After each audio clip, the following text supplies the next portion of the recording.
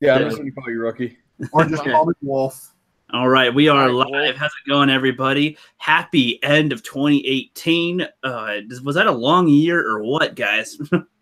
God, it was a year that never ended. Yeah, so I got with me today, I'm going to have a couple of people joining me. We got Geoff, the Iron Wolf, the Howler into the night. And Exactly. And we got Flippity Flipped Out joining us as well. What's up, dude? What's up? I'm going to just put my brain on the waves, and they're going to come to you guys. I'm receiving your brain waves, sir. And we got the moisture farmer, the moistness, the moist of all our moist dreams and all that stuff. Brandon Moist. May the moist be with you all. I was expecting a more epic moisture joke or pun or something. I was like, I was trying to like make some moist noises with my lips, but that did not work out. It's like, oh, may the moist be with you. I'm drinking it all up with my Corona, and I already had some vodka. I'm getting an early start of the new year. La Cerveza Más Fina. The ultimate pour. That way, every time I start a live stream, we'd just be pouring something into a glass, so everyone can just hear the moisture. So that's going to be one of my early goals of 2019. Boy, that would just make me have to go to the bathroom every time I heard that. Already probably having two. Yeah. I probably will have to run off here soon. Just pee in a cup, man. Oh, exactly. If you guys hear my stupid cat meowing again, like I was playing with her and giving her attention, and I'm trying to not let her outside because of fireworks, but she's in my room. Meow, meow, meow, meow. Shut up. She goes on top of my Xbox, the tie up, and just like, does that, and you can hear her drop down sometimes. It's annoying, but shout out to one of our original watchers, Jezel Field. Thank you for going up. What's up, Jester and Tim Christ or Christ? See, I want to say Chris, but then I say Christ, but I don't know. It's Chris. I remember that, yeah. Because I asked him one day. I don't know, just Christ seems odd, and then Christ also seems odd. So I'm like, okay. And then Stony, the McInternet of the douche. Yes, and Jedi Rider Gaming. What is up? No. Johnny 5, Adam Shiggity Shawhand. Oh, yeah, hell yeah. So we got the crew here tonight. We don't have the full crew, unfortunately. Sith is a little busy with some family. Angus is, I assume he was like, hey, wife, I'm going to go stream. And then she's like, bitch, you're not streaming. You're spending time with your family. And he's like, oh. And then, so. Wait, do a shameless plug here. Yeah, go ahead. All right, so coming up here on January 6th, which will be this Sunday, probably going to be earlier in the day based on Black Angus's work schedule. Him and I are going to be reviewing Game of Thrones Season 1, and we're going to do the first season on my channel, and then the second season will be on his channel. And basically every other week leading up to Season 8's premiere of Game of Thrones, we're going to be reviewing. And then after each episode of Season 8 premieres, we're going to be rotating channels and doing live reaction. So please feel free to join us for that. Moist, if you need a third commentator, I know all the seasons. I'm definitely watching. So I would say that's what we were going to extend. We wanted to get at least two other people on every week. So, hey, Moist, I've seen all the fries and tots, and Geoff is a real good commentator. There we go. That's what we're looking for here. So. Yep, I actually have to start watching Game of Thrones Season 1 starting tomorrow because Wolf and Angus and almost everybody that we talked to has just berated me into watching Game of Thrones. So I'm going to start watching it tomorrow, and it should be done by the 6th with Season 1. Game of Thrones, rookie. You just fail at being a critic. Yeah, so I'll be able to talk about it, I suppose, by January 6th. And I don't know if that's an evening stream. I don't know if I'll be able to be for that, but if, it's probably going to be earlier in the day. So I think he said he has to work like 2 to 10. Okay. Yeah, so if it's earlier, I might be able to do it. I'm on season 4. Maybe my wife might join in the conversation because I got her into Game of Thrones, and imping ain't easy. Oh, yeah. I'm on season 4. I'll catch up with you guys. That sounds like fun. Yeah, I say you got plenty of time to catch up, man. Definitely. Oh, starting probably in March. My wife or late February. My wife and I are pretty much going to do like a season a week until we get ready for season 8, and it's going to be epic. Yeah. We'll Hey, see. tell me I'm one going to thing. address the chat. Is Khaleesi still in it? Oh yeah, she's in it to the end. Nice. Flip, if you want some dirty details after we go off Steam, if you don't mind spoilers, I will tell you all. Well, sounds pretty dirty. I like it. Yep, dirty spurty. Hey, I'm the wolf. I'm always dirty. Hell yeah, I'm a dirty bird. That works. Oh, and shameless plug that I'm going to do. If you guys haven't checked out Daniel, a.k.a. Space Doc, his channel is Space Doc, go watch the Sojourn 5-minute intro and go support him. He has a Kickstarter up. He already earned about 75% of what he wanted for the first season. Like, if you guys like basically watching live action comic books, go watch Sojourn. It is so awesome. I back him up on that. I watched it earlier. It's pretty badass. Yep, hell yeah. I still have to give that a watch. I'm going to be watching a lot of people's YouTube videos I have not been able to catch up on yet lately. I'll be starting to watch those tomorrow for sure. But before we continue, I just want to give a little shout out to the people in the chat. So we got Drunk 3PO joining us in the chat. We got Riot Kitty. Hello, Happy New Year, everybody. I forgot that it's New Year's. A Happy New Year, everybody. Just kidding. Of course, it's New Year's. But for some people, it is already the next 2019 area, so we're talking to them in the future while we're in the past. And bring you future Star Wars content. Yeah, future Star Wars content. Ugh. But we got Jez Oldfield in the chat. What's up, dude? And Mr. Pete needs 600 subs. That's good. I liked his halfway to the big time better for some reason. Then we got Tim Christ, which we haven't agreed on if it's Christ or Christ yet. But, you know, it's that's up for debate, I suppose. And John Matrix, what is up, my dude? And Ooh, John Matrix, dude, is he named after the John Matrix from Commando? If so, Mazel tov, sir. Hats off to you, because that's a fucking badass man. I have no idea, my friend. And then we got the Stony of the Mick of the internet running around blowing shit up. Yeah.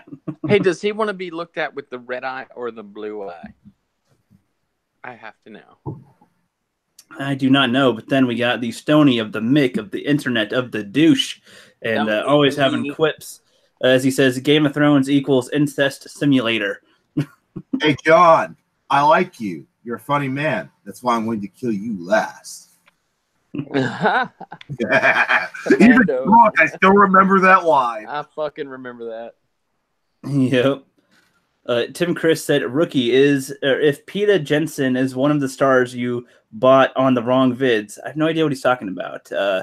Peter Jensen is one of the stars you bought the wrong vids or DVDs. He's talking about my 3 DVDs that I'm going to watch at some point: The Birds, Sixth Sense, and The Crouching Tiger, Hidden Dragon. Because my sister got me a few classic films that I've not seen yet.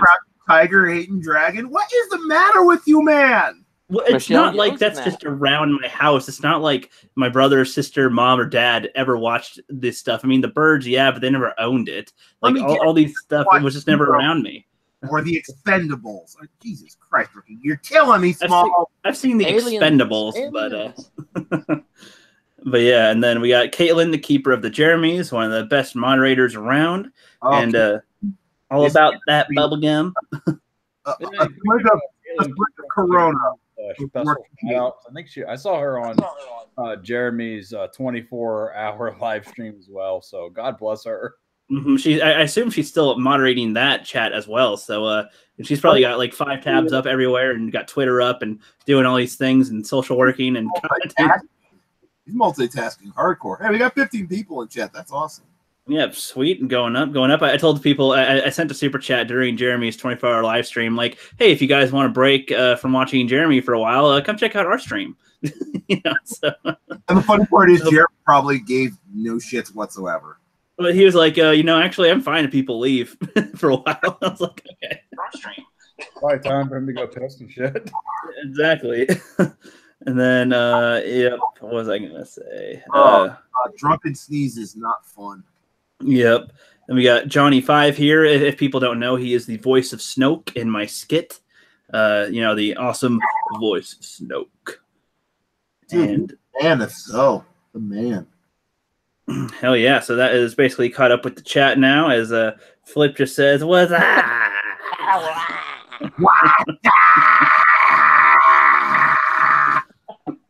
Yeah, Caitlin confirmed she's got 12 tabs up, and she hates because she always closes her tabs on accident, I assume. Yep. But it's worth it because you guys are amazing. Well, you are an amazing moderator and chatter. So thank you, Caitlin, keeper of the Jeremys. And yep, got Abu Nas. Hey, what's up, man? I don't think he's been popped in on our chats before. What's up, dude? Yeah, having way too much fun. I'm not even drunk, but I'll act drunk.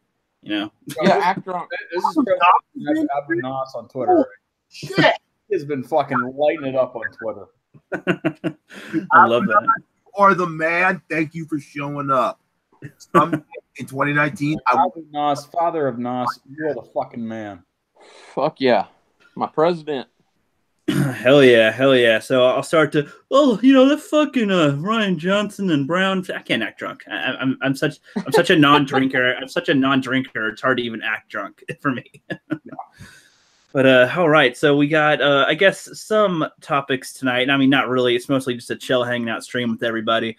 And but let's just go around and we could say how our channel started. Oh, and by the way, so Anomaly Inc. might be joining us. I assume he's having a few brewskis before he comes on, so he may or may not join us. Black Angus, still maybe tied up with the wife and family and kids. He might join us as well. Sith, again, same story. Who knows? If we don't get anybody else in here, maybe we'll get Aruka or somebody. But Aruka. Yep. So you sounded so awesome in your video. Yep, I'm glad. So let's have a Flip. Why don't you tell us how you started on YouTube? Why don't you just let's do it like a classic throwback? Tell everybody how you began the YouTubes. Oh, hey, Rookie. Mr. Pete Channel said if Anomaly can't make it, invite him. All right, yeah, I might do that for you, buddy. Okay. I was a young man living in Atlanta. No, I'm kidding. So last year, man. That's Randall in there. Yes, this is a little crazy sometimes. Don't go down there without a gun some nights. But yeah, man. I just started because the Last Jedi, and then I watched all the other YouTubers starting up and getting their voices and opinions out there, and after long enough, it got next to me that I couldn't have a voice. I mean, I could get on chats and say stuff, and I just didn't feel like I was getting everything I wanted to say out. And I'm a very creative person. I was in acting classes. I was head of my theater class in high school, shit like that. And hell, man, I finally decided, fuck it, just say what's on your mind. And I wanted to have the right technology. I do have a laptop that's from 2008, so that's not exactly technology. But I got my iPhone 10, and I thought, what? It looks like I can do this with the iMovie. So 1, 2, 3, I did it, and I met you guys, Rookie, TheIronWolf, Angus. You fuckers got me doing this, so from there, the story's yours, my man. Yeah, I guess it's our fault that we got you in. I guess I can be blamed for someone. Yes, I blame y'all, but it was great. Yeah, well, I'm glad to see your growth, man. And I mean, even if you're not always having the best progress on your own channel sometimes, because it takes a lot of work, and your job, it looks like your job took a lot of time to it as well. You're appearing everywhere else now. I mean, people are going to be starting to recognize the Flipped Out name, and they'll be like, what are you flipped out about? And like, yeah, it's that guy Flipped Out, man. Hell yeah. Man, I think I think that for me anyway, I don't know about you guys, but subs for me it's fun. It makes me feel good, and of course I want to make a living doing this, but the friendships that I have reached and people have been my friend and accepted my friendship, and our whole situation has kind of blown up, becoming the fandom collective and everything, and it's been worth it 10 times what just subs are. And they'll come in time. It's the creativity and the friendship that's badass to me, dude. Hell yeah, most agreed. I mean, honestly, this grew bigger than I thought it would too, and it's because of people actually responding and wanting to collaborate that kind of made this all happen too. It just all just fit together perfectly, and then at the right time too. I would say this is way earlier. It's the strangest thing, isn't it? Like we all got on here and kind of sort of the right. It's like we were the next generation, or that doesn't quite work. The next phase. Yeah. Yes, we are phase 2 of the fandom menace. The phase 2 of the YouTubing of the tubers that are in this ish community, kind of. Okay, rookie, stop making my head hurt. I'm already drunk. I don't need to. Sorry, but I'll get to you in just one sec, Wolf. I know that people here like to hear the moisture, real quick. Oh, hey, moist first, by all means. Moist. So Moist Boy, tell us how you started YouTube and some of your what you like about YouTube and whatnot. So my YouTube channel actually started my senior year of undergrad at Shippensburg University in my French class. I had to randomly put up French videos. But the real YouTube channel for the Moist began after, I think it was episode 127 of World Class Bullshitters. Still the only World Class Bullshitters episode to be named after a fan who hijacked the comment section. Moist a Star Wars story. Basically, I got very drunk that night. I had just gotten a new job, and I was just like, fuck this. I'm going to throw out some super chats here. Like one of the first times I throw out super chats, and Jeff, Dion, Nick, and Kendo loved it, loved my name. And then I just said at one point, execute order Moist. And then everyone started super chatting movie title names with Moist in them. And then it just grew. And then anytime I pop up in the chat section, they'd always acknowledge me. And then it was kind of always a thing that I had said to myself, hey, once I'm done with school, with graduate school, and grad school ended for me 2 weeks ago, I officially earned my degree today.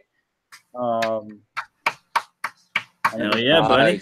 Ended with a 3.54 GPA from American University International Relations. I'm pumped to be done with school. But I was like, hey, once we're done with that, let's have some fun with YouTube. Let's get into it. And I started doing the Friday Moist cast a few weeks ago. I know I had Ricky on one time. We're doing it's the Friday, but we're going to be changing that to probably the Sunday Moist cast, not so that we don't interfere with other channels. It's a great day to do it. Yeah, so I think we're going to do it on Sundays. But then we're obviously going to keep into mind what we're doing in the beginning of the year with the Black Angus reviews and myself doing the Game of Thrones. So I'll be adjusting that, and then hopefully by April have a steady streams of Sunday Moist casts. But no, that's kind of how I got in on this. And, I have a lot of opinions and stuff, and, I'm not afraid to throw my moisture out there. So we love getting wet from the moisture, so it's all good. Well, there's no avoiding it right now. So yeah. I can still remember you the first time I saw you pop up in World Class Bullshitters, Good Morning Pop Culture, and I knew you were going to be an awesome guy just by the stuff you did that. Well, that's actually my last name too. Like, no, it's for reals. Here's the thing: people are just like, "Oh, you're afraid? Like, you don't want your identity to get out." It's like, no, Brandon Moist is my name. Like, there's no hiding it now. So it is who you is. that is my Gmail name, and that is So take us through a day of elementary school or middle school with you, where they say, Rogerson, Williams, Moist. Is Moist here? So honestly, where I'm from, which is from Central Pennsylvania, it's a common name. There are two big families of Moists in that area. Oh my God! Didn't realize it till I went to college, which was in South Central Pennsylvania. And then people were just like, Moist is your last name. And I'm just like, yes. And people were always like, that's hilarious and freaking awesome. And so and then I moved to Washington, D.C. for graduate school. And it really hit. Every time I go to a bar, the bartenders, especially if there were a woman, they have a lot of fun with it. The best thing, though, is they know exactly whose tab it is. They remember the Moist. So it's hard not to remember that kind of name.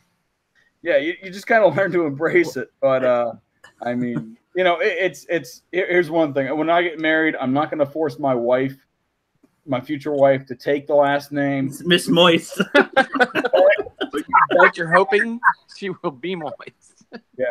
No, my initials are B Moist. So, you know, Moist, your name, wow, cool, isn't as funny as some of the names I've run into in the military. Oh, no. I could absolutely imagine. Seaman Dick, who was a girl, and Seaman Swallows, who was a guy.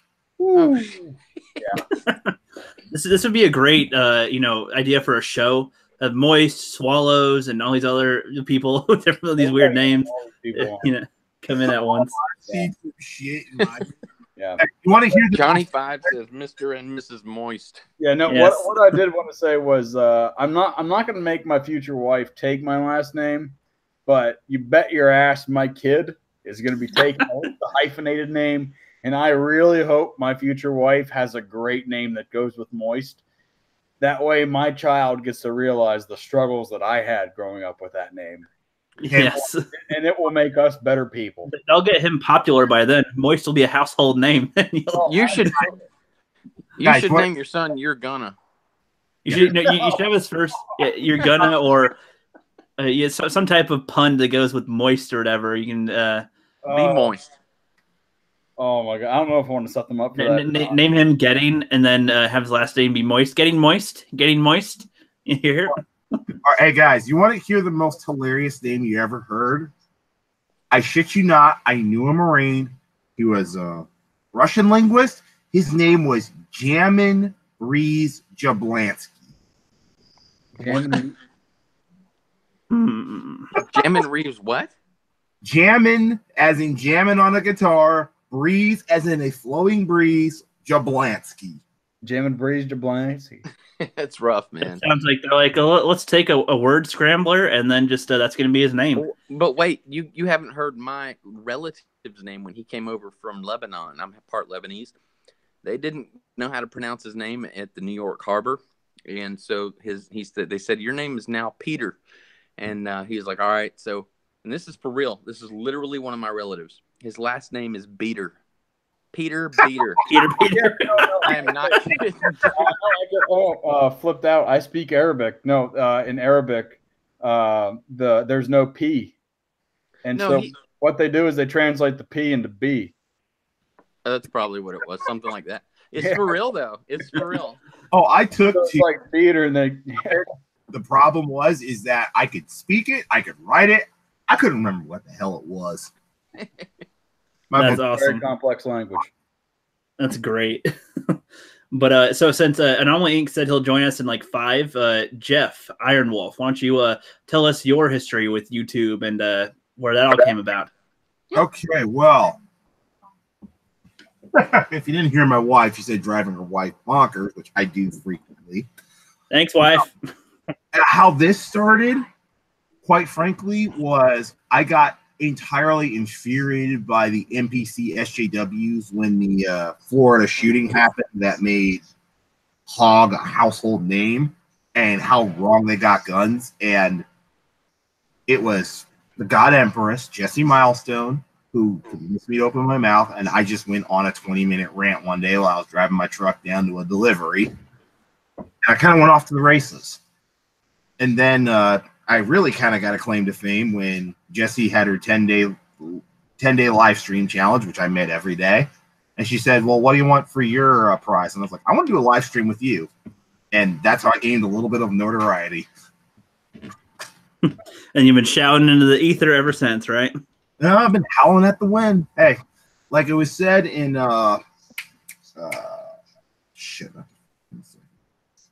Tron Legacy, I like to knock on the sky and listen for the sound. What can I say? Hell yeah.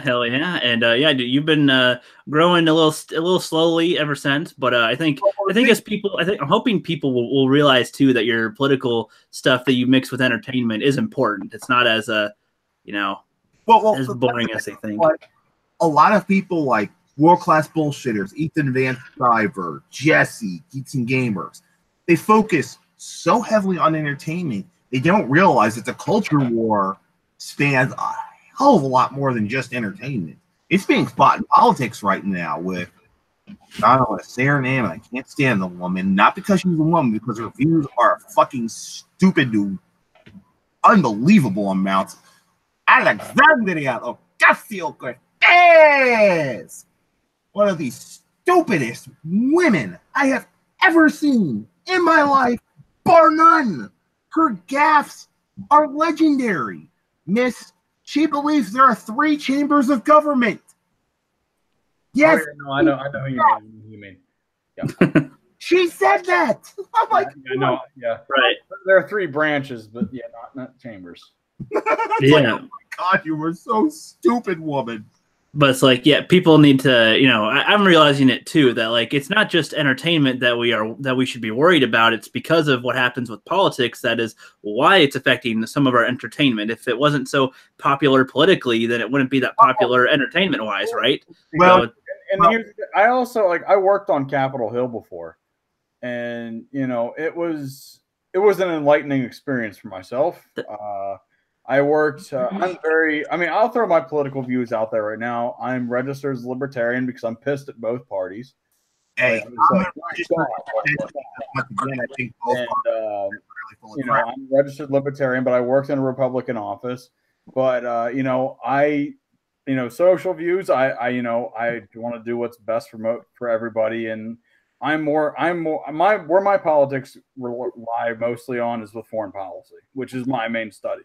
Libertarian here too, Moist. And are you a translator? Yeah, I do. I don't translate. But, I can do translation with Arabic, but like back to my thing, I don't. It's like I wanted that inside look on it, and after having that inside look, and when I worked on the Hill was during the election, and that was fucking wild. That was eye opening, and one thing that I learned. Whether it's Republicans or Democrats, they don't mean fucking shit what they're saying. It's all about getting reelected. It's all about how much money can you raise for your party, for yourself to get back into that damn office. It's not about, represent the people. And that's something that like everyone gets consumed by power. And I think that's something that we see in Star Wars. Like, you see Emperor Palpatine, you see Anakin, exposed to power corrupts. You're exposed to power, you're going to embrace it and you're going to take over it, but then you forget what you were meant to do. And if we could have politicians that would be like, okay, exposed to that, but then remember, oh shit, okay, we're supposed to represent, everybody here. Do something that might piss off our own party. Look at George H.W. Bush. Why was he so much loved by the Democrats? He had a lot of great social reform that he did. The Americans with Disabilities Act and things like that.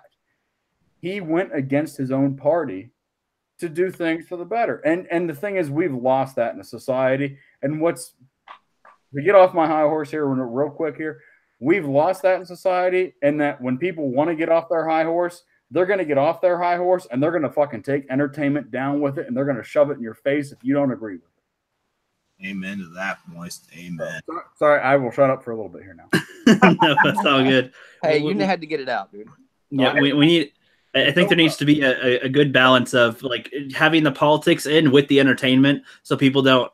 I think there's a way to do it to like get the political talk in with entertainment. And there is. Absolutely. But here's the fun part: it's not just the United States. The European Union is an even bigger shit show than American politics right now. Because guess what's going in? And to anybody in Europe, unless you've got a VPN, this might be the very last time we all talk to y'all out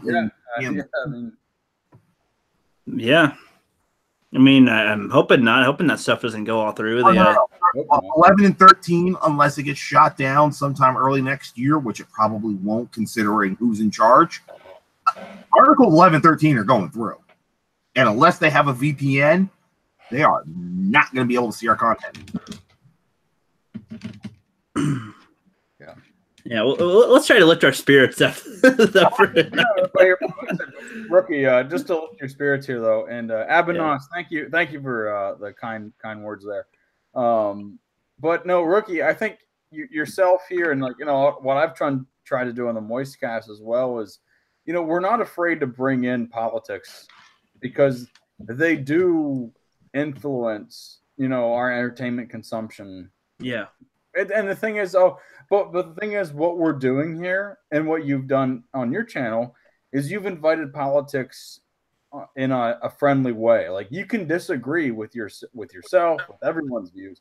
You are welcome to, have your views in the chat or even on a live stream or whatever. But the thing is, like, whenever you have someone from, like, Occupy Democrats or like Breitbart, from the right or from the extreme left or from the extreme right, when you have someone just targeting a channel and saying, oh, blah, blah, blah, just because they had this person on, like they had Ethan Van Sciver on, they're just a goddamn bunch of Nazis or whatever. It's like bullshit.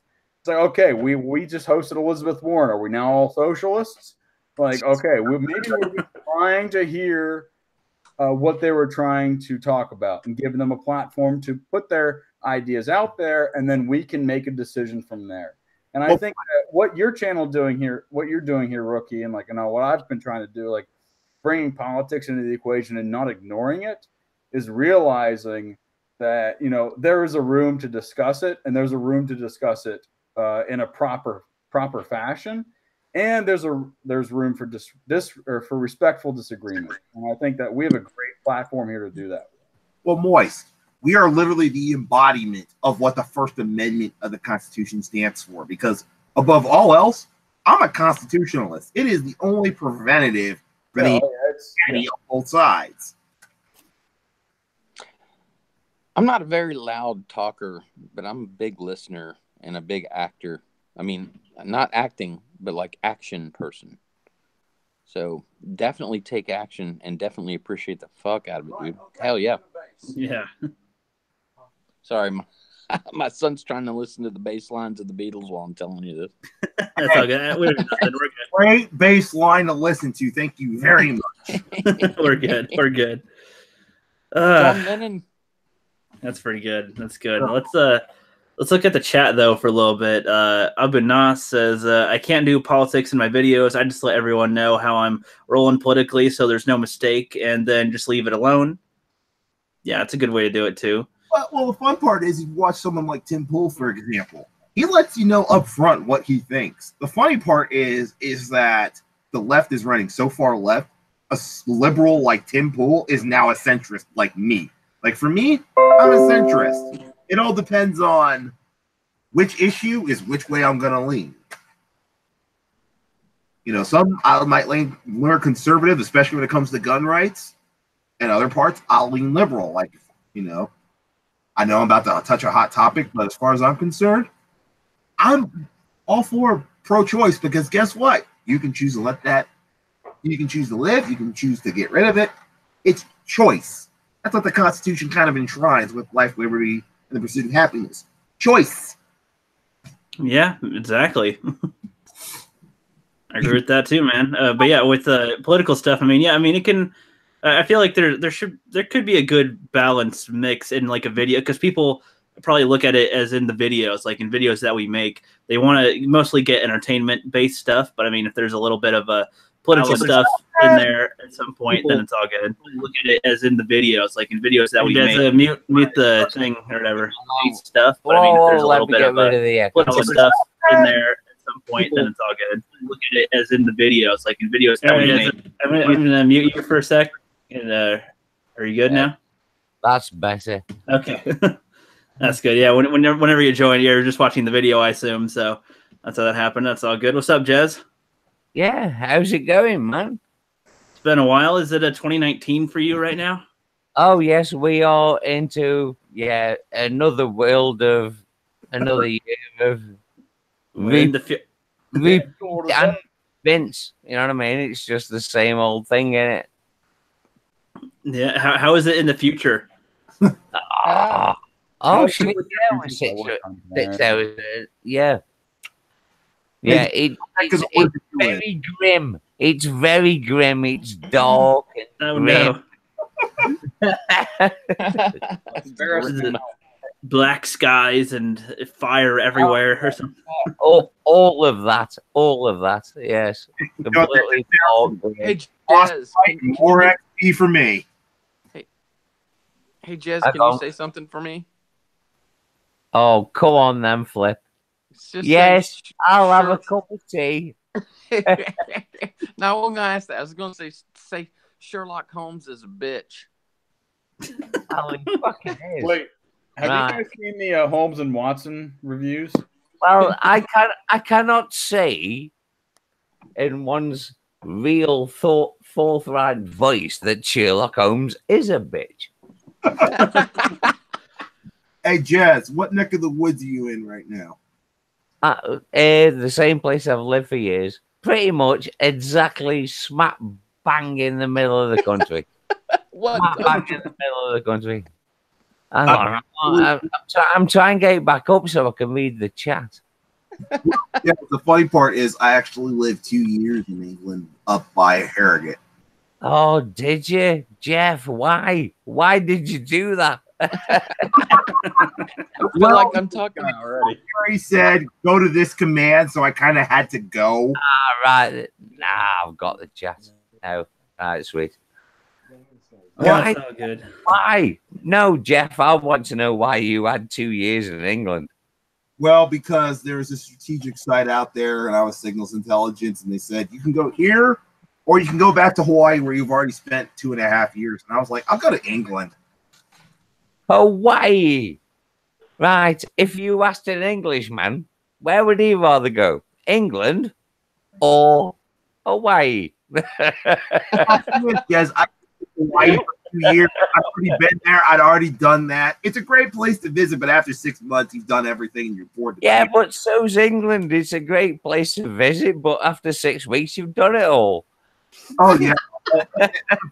I literally... You don't stay there for the fucking weather. No. I almost turned my car into a submarine one day because I had to get to work and the water was like up to my doors and my windows. And I was like, oh God, please just make it through. Don't choke on me. I mean, I literally had water over the hood of my 2003 Chevy Cavalier trying to get the water. I would absolutely love to say you are full of shit, but I know our weather. And I think, yeah, maybe he did this. No. It rained 300 days out of the freaking year. Oh my God, this is so goddamn much. I was going to grow ill. Yeah, you experienced 300 days of weather in 2 months. Yep, welcome to England. Sounds like it. Yeah, we had 2 weeks of summer in August, and then it went right back to winter. And oh my God, the 2 weeks. Oh, you caught us on a good year. All right. Well, we got our buddy Anomaly Inc. joining us. What's up, buddy? Hey there. Yeah, boys. How's it going? Going good. Are you in 2019 as well right now? Anomaly? Yeah, man. We've been in 2019 for about 13 hours. So and you're still alive? Oh, that's good. Oh, good. The world hasn't exploded. You're still alive. Yeah. Aussies and fucking UK people just fucking know how to party, not like you boys. You know what I mean? You guys still in 2018 or what's happening there? Jazz. Don't rub it in, bud. Don't rub it in. Hey, Jazz, I will say this. You guys know how to do Halloween in style. I have never seen that many people on Halloween in 2 square miles as I did when I was in Benwith Hill, England. Oh my God, you Brits eat that shit up with a spoon. Yeah, well, that's because we prefer the trick. You guys absolutely adore the 4th of July. If you don't give us anything, we're going to fucking terrorize your house. You know what I mean? We prefer the 4th of July. It's like any time to shoot off fireworks, you guys are there. Well, any excuse to cause a little bit of chaos. Exactly. Well, hold on. So since Anomaly just joined us, and most of us just got done talking about how we started our channels, I figure 2018, and it's the end of the year, talking a little bit about how we got started on YouTube, and then we're going to talk about either some stuff for 2019, or we can look back on 2018's movies. I have a good review of Holmes and Watson to come up. Just preview everybody. Let me grind a little bit more up. And I could probably review Aquaman since it was actually a lot better than I thought it was going to be. I like to hear that. Thank you very much. Heard it was from people I don't trust as much. I hear it is great. And people I really trust, or mostly, they say it's unironically terrible. Sorry, unironically, I don't know how to use that term. Basically, it's fun to laugh at. Honestly, Aquaman for me rates at about 8 out of 10. Hell yeah. It was better, but it was still a damn good movie. It had problems, I freely admit it, but overall, it was a dang good movie and a good popcorn flick. Man, that was balls deep. That was awesome. That sounds cool. That sounds cool. You know, there's nothing wrong with like it being a fun popcorn flick. I mean, it doesn't have to be fucking Titanic. It's just, you know, it's a superhero movie. It's Aquaman. I'm not looking for an indie movie, you know? Don't call Titanic a pop. We're not looking for the fucking next Citizen Kane, are we? Let's face it. Hey, guys, it hits all the high points of Aquaman. The historic Aquaman suit, you know, the gold upper armor and the green bottom armor and the trident all look spectacular. And not in a gay way. It went like fucking testosterone, dude. It was great. Oh, Jason Momoa was a laugh a minute at some parts, and he was perfect in the moment he needed to be. Like, he was soft when he needed to be soft. He was a badass when he needed to be a badass. I mean, I couldn't complain about his performance or anybody's performance, really. Yeah. Oh, sweet Geoff. Was he really fucking good in it then? Yeah. Oh yeah, he was. I mean, honestly, I think he's miscast as Aquaman, but he didn't do a bad job. I would have preferred to see him. The beauty of it, I'm a Marvel fan. I have never read a fucking Aquaman comic. Never. You will not be lost. It honestly takes you. Because that's the way I see these fucking CW shows, even though they're dumb as shit, even though I don't know the characters. I'm a Marvel fan. DC did it right with the Dark Knight. They just did. They did it Oh, right. yeah.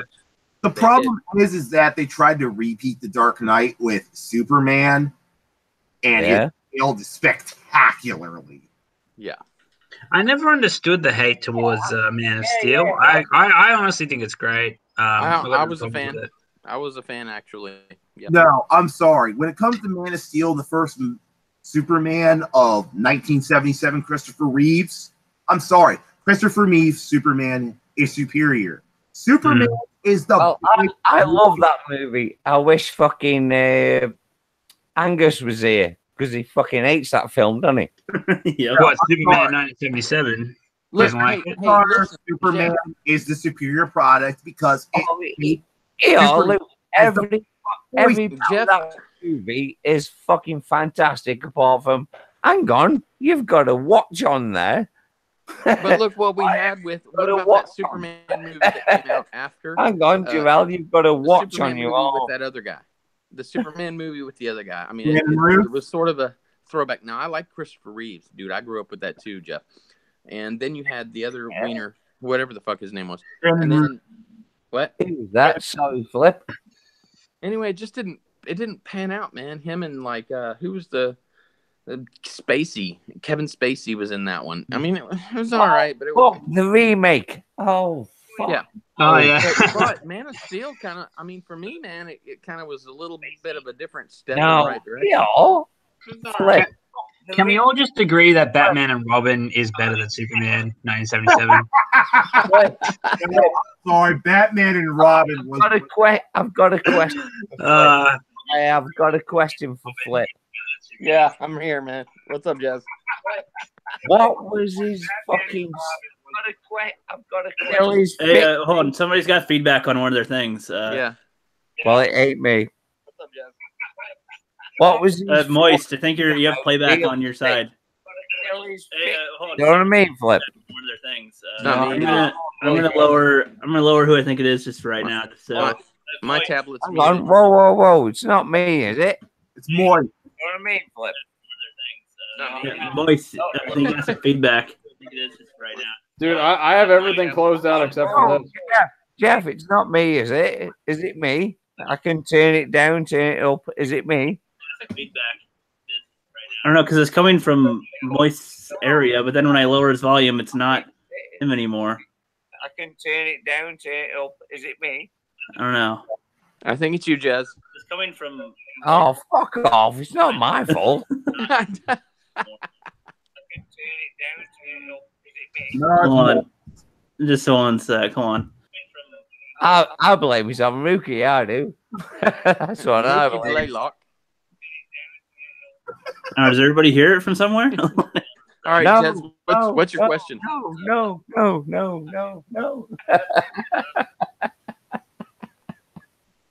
Does everybody hear it from somewhere?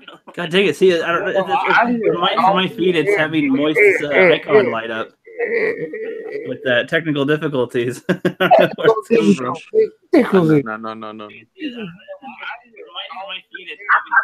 Somebody's got a tab up somewhere that's playing feedback. Dude, I'm stoned as fuck, so all this echo is fucking awesome. Everybody check your tabs if you're on your computer or somewhere. If you got something else up, maybe. Well, Sounds better. Got you a lot up, better. dude. Okay, I think it's over. Okay, What's good. your question, Jez? Everyone speak. Ow. Oh. Okay, now it's good. I think. I'd say yeah, because I have like everything closed. Okay. Rookie. Are you sure that's okay? Okay. Yeah, we're good. Go ahead, Jess. No, that was a joke. You missed it, but No, you had a question for Flip, right? Jez? yeah, I'm here. I'm just You're drunk off your ass, man. Holy shit. Well, I cracked the joke, and then I thought people were just going to carry on. Oh no, because you're. Never mind. That's all good. Never mind. So Anomaly. So you have the floor for the moment. So you can tell people, about how you started YouTube or about some goals for 2019, real quick, and then I think we'll actually start a topic in a minute. So go ahead, man. We're talking about homes and watch. Well, I just started really I started this time. I started December 7th of 2017. So it's been just a little over a year. And I just started it for shits and gigs just because I figured I had a lot of opinions to offer. Now, timeline this, December 7th is a week before The Last Jedi came out. And once I talked about The Last Jedi, well, I was I was at like 30 subs and my rant got like 19,000 views. So I was like, yeah, okay, I'm going to keep doing this. That's how I subbed you, bro. Oh, you subbed from then, did you? Oh, yes, sick. I did. Yeah. Oh, wow, that's cool. Damn, man, it's been a while then. It's been a good year, but yeah, no. So yeah, 2019. I honestly, probably be taking a step back from YouTube. I want to really tackle the prequel hate this year, because I think that there's a lot of flaws in the logic, and I think a lot of the hate for the prequels of Star Wars comes down to just unsatisfied fanboys who didn't like simple creative choices. And that brings up the argument. No, stay with me.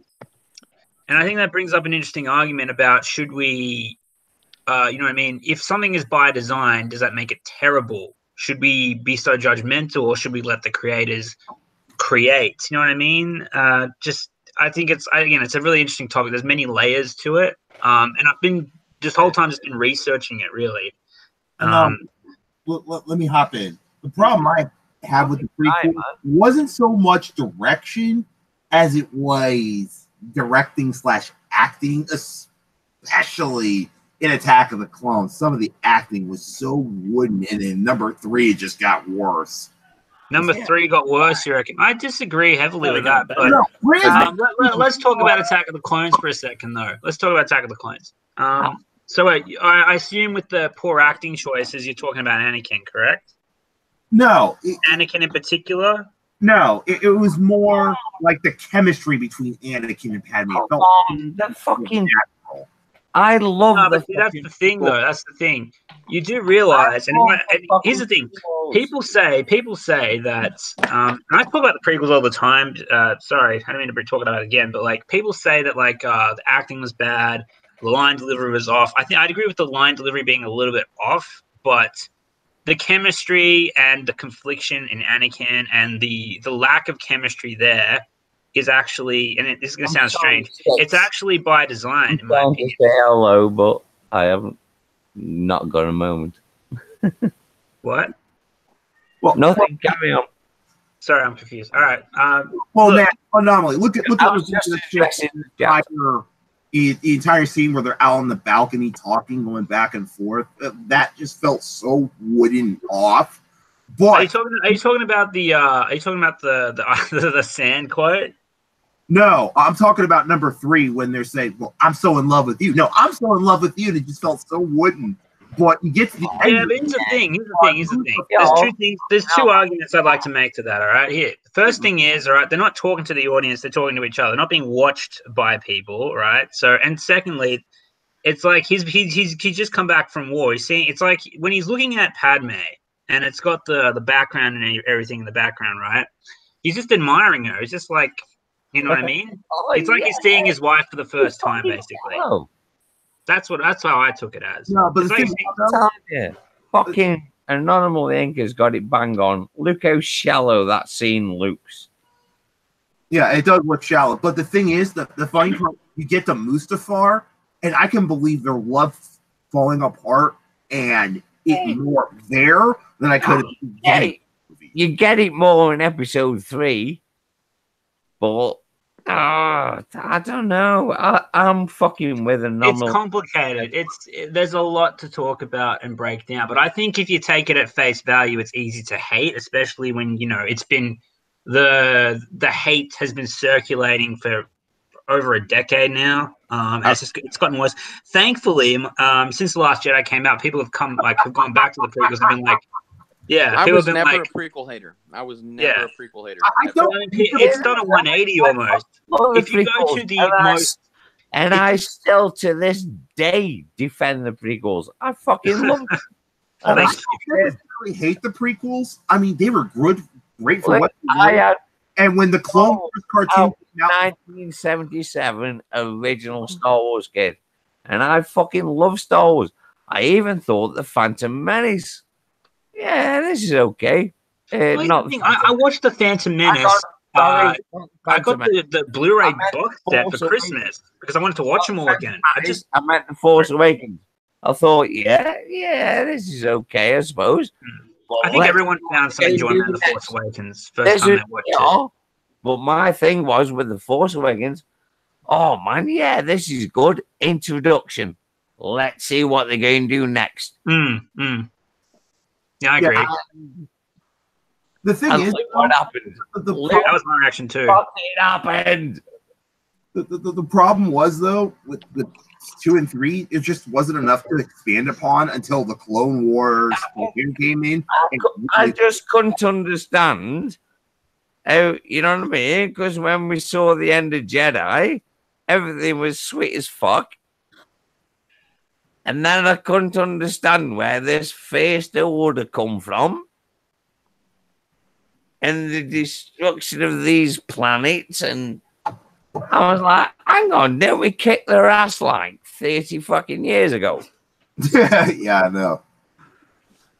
That's the fucking problem I had. Do you know what I mean? Didn't we kick their ass 30 years ago? It's like you had someone coming out and saying, I'm Arthur, King of the Britons. Speaking of which, in Aquaman, he's King Arthur. Indeed, he is. He is with a golden trident. And in Red Dead Redemption 2, tell me you have to pull that trident out of a rock. No, but I don't necessarily hate the prequels. I think if they just tightened up a few things, it'd be way better. Though I must admit, I'm not saying they're perfect either. No disrespect. There's certain people who are certain old enough, blah, blah, blah. Hey, Jez, hold on a second. I want to hear what Anomaly has to say about the prequels. Yeah. I got entirely too much to say about the prequels. Yeah, so hold on. So Anomaly is going to be making content around. Let's see. Probably a critique of the Phantom Menace and debunking a lot of the Plinkett arguments. That's something that it's probably going to be my biggest thing of 2019. I'd say. I really want to do it, but I'm also writing a book, so it's just finding the in between. Anyway, that's me done. Who's next? Anomaly. Speaking of, right, I have questions.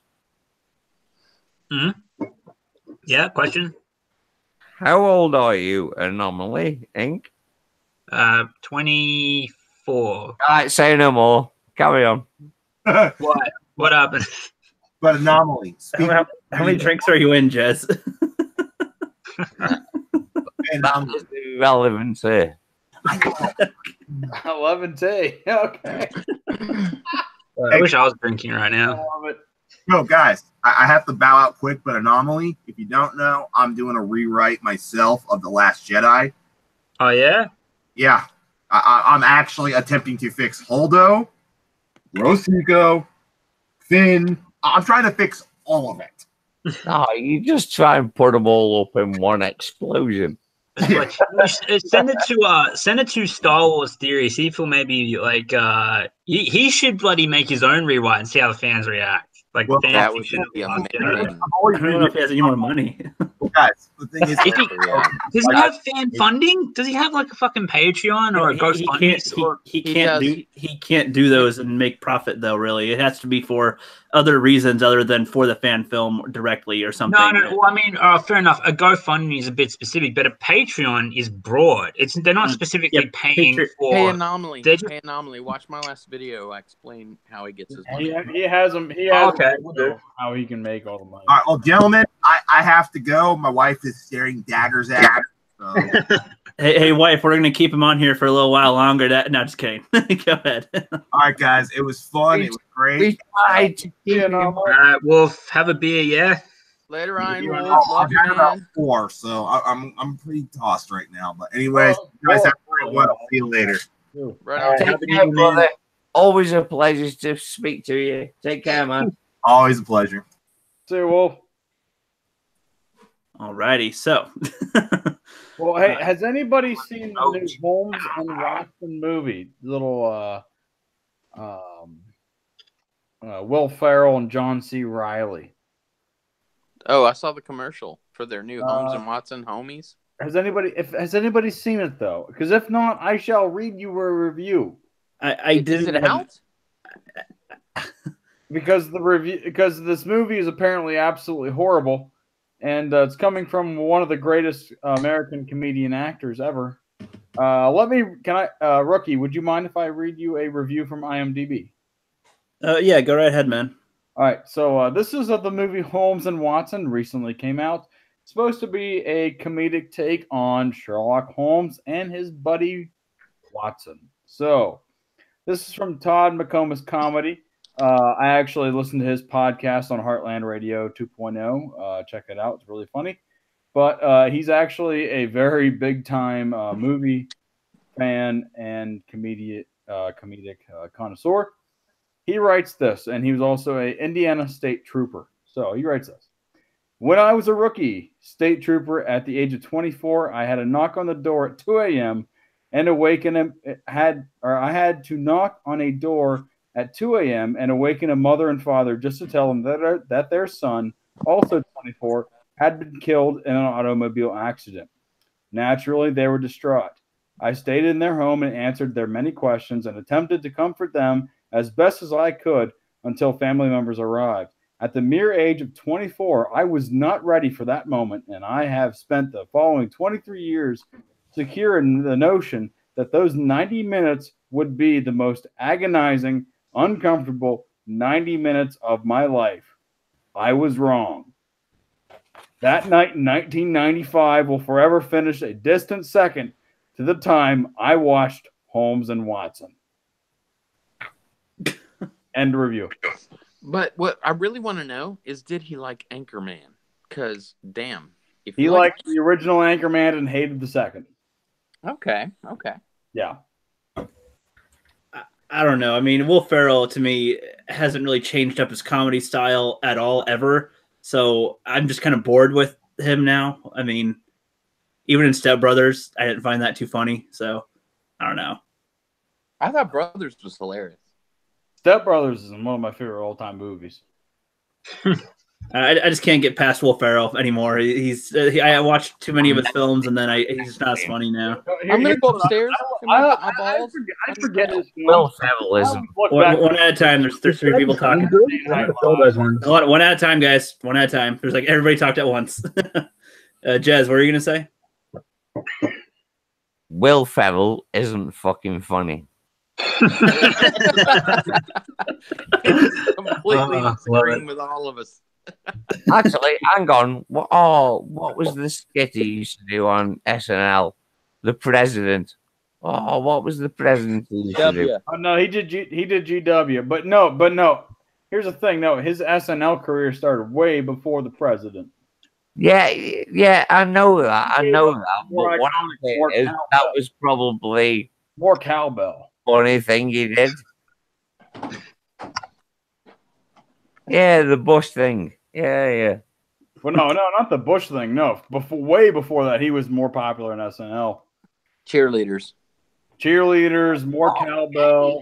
Yeah. He was way more iconic for that than the GW impression. That was good. Even Fucking hell, George W. Bush was like, he is a good. That Brandon. To be honest, that's what I was thinking of. Brandon. Yeah. The cowbell. Yeah. More cowbell. More cowbell. More cowbell. Yeah. I got a disease, and the only way to solve Yeah. it. Hey, who's that guy who plays Mango? I can't remember his name. Oh, I'm glad you corrected me. The guy that's like, in the band with more cowbell. Anyway. Oh God, no! The guy that plays the cowbell is Chris Kattan. That is Will Ferrell. But God damn, who asked for it? Oh my God, I gotta look it up. I feel so ashamed. I can't fucking remember. Look it up, man. I can't remember. Remember when SNL was good? Damn. Yeah, like back when we had, 1975. Yeah, I can remember when SNL was good. 1975. People lived in a van down by the river. Yes. I want to put that in the fucking skit so bad, but I know it's like you can't copy it, It's hard to copy that one. Yeah, just make your own musical version. Use the audio. Fuck it. There you go. Yep. I say back then it was better when there were less bias, I suppose. Nowadays it's mostly making fun of Trump and other ones, which I mean I'll admit some of those are funny, but it's just kind of boring after a while. It's like okay, SNL has gone so fucking left. It's unbelievable. They were always left. They just didn't, We all saw it going that way, didn't we? We all saw it going that way. But yeah, I guess. The last 5 years or so have been like, holy fuck. Yeah. Really fucking left. But okay, so that was for what was it called? Sherlock and Holmes? Watson and Holmes. I don't know. I didn't have any desire to go see it. It just looked like a basic goofy film. That review, I was like, it's not that bullshit thing with fucking Riley in it. Hey, Rookie. Oh, jeez, that looks like a right bag of shit. Hey, Rookie, I have a question. Go ahead. So I'd like to hear from everyone about what they think 2019 is going to bring for them from Star Wars. Good, bad, the ugly, everything, whatever. I want to start with Anomaly since he's got the most Star Wars content, I think, on his channel. So go ahead, man.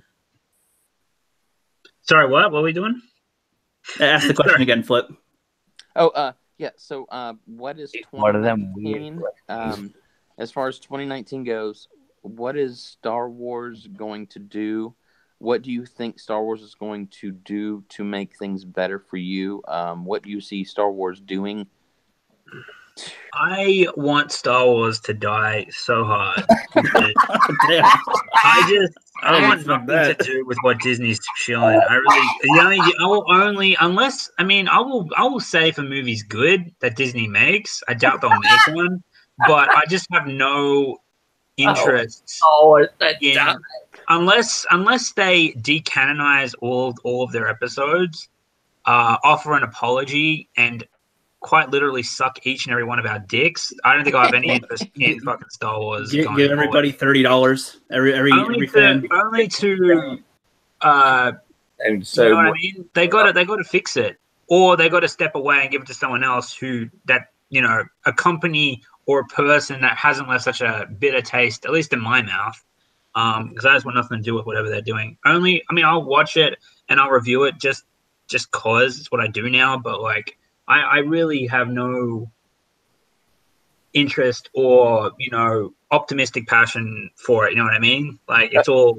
Yep. I mean, again, that's why I'm devoting time to studying the whole prequel thing, because I actually do have passion for the prequels. I love the prequels. And I think they were unfairly chastised. But again, like I'll always cover Star Wars, but like I don't think there's anything that can, to answer your question, I don't think there's anything they could do to make it better for me, at least under Disney. What about Mandalorian or Mandalorian? Maybe I'd get excited for that if I finished like the Old Republic games or like verse myself in some EU content. Why has nobody mentioned that IG-88 is going to be in the Mandalorian? I read that like 3 or 4 days ago. And Bosk. One of these channels has gone, oh, IG-88. Actually, there's one thing they can get me excited for. One thing, and I know they'll fuck it up, but if they give us a Kenobi spin-off and allow George Lucas to make it, I'll get excited for that. That's the only thing. That's the only thing they can do. Whoa. Wait, what about Clone Wars? Yeah, fucking hell. I never had a particular interest in the Clone Wars. I know I'm a prequel lover, but I've just never really. Maybe if I watched them, but I just have no desire to do it. Dude, watch even the Lucas ones. I just nothing wrong with being a prequel lover. Nothing wrong with that. No. Dude, wait, let me ask. Actually, does the Clone Wars improve the prequels? Because I love them already. Bro, yes, they do improve the prequels. The Clone Wars is a fucking excellent little bit of Star Wars lore. It really is. It's really good. Okay. Makes the characters seem better, makes the clones more human. It sheds light on the Separatists on what the hell they're doing big time. So that movie, right? Right? They did a fucking movie with... Right, fuck that movie. Just watch the TV show. It shows Anakin and Ahsoka's relationship, and also Anakin Obi-Wan's relationship very well. Somehow Obi-Wan gets more fleshed out, even though he's in every material already. He gets more fleshed. Flip is right.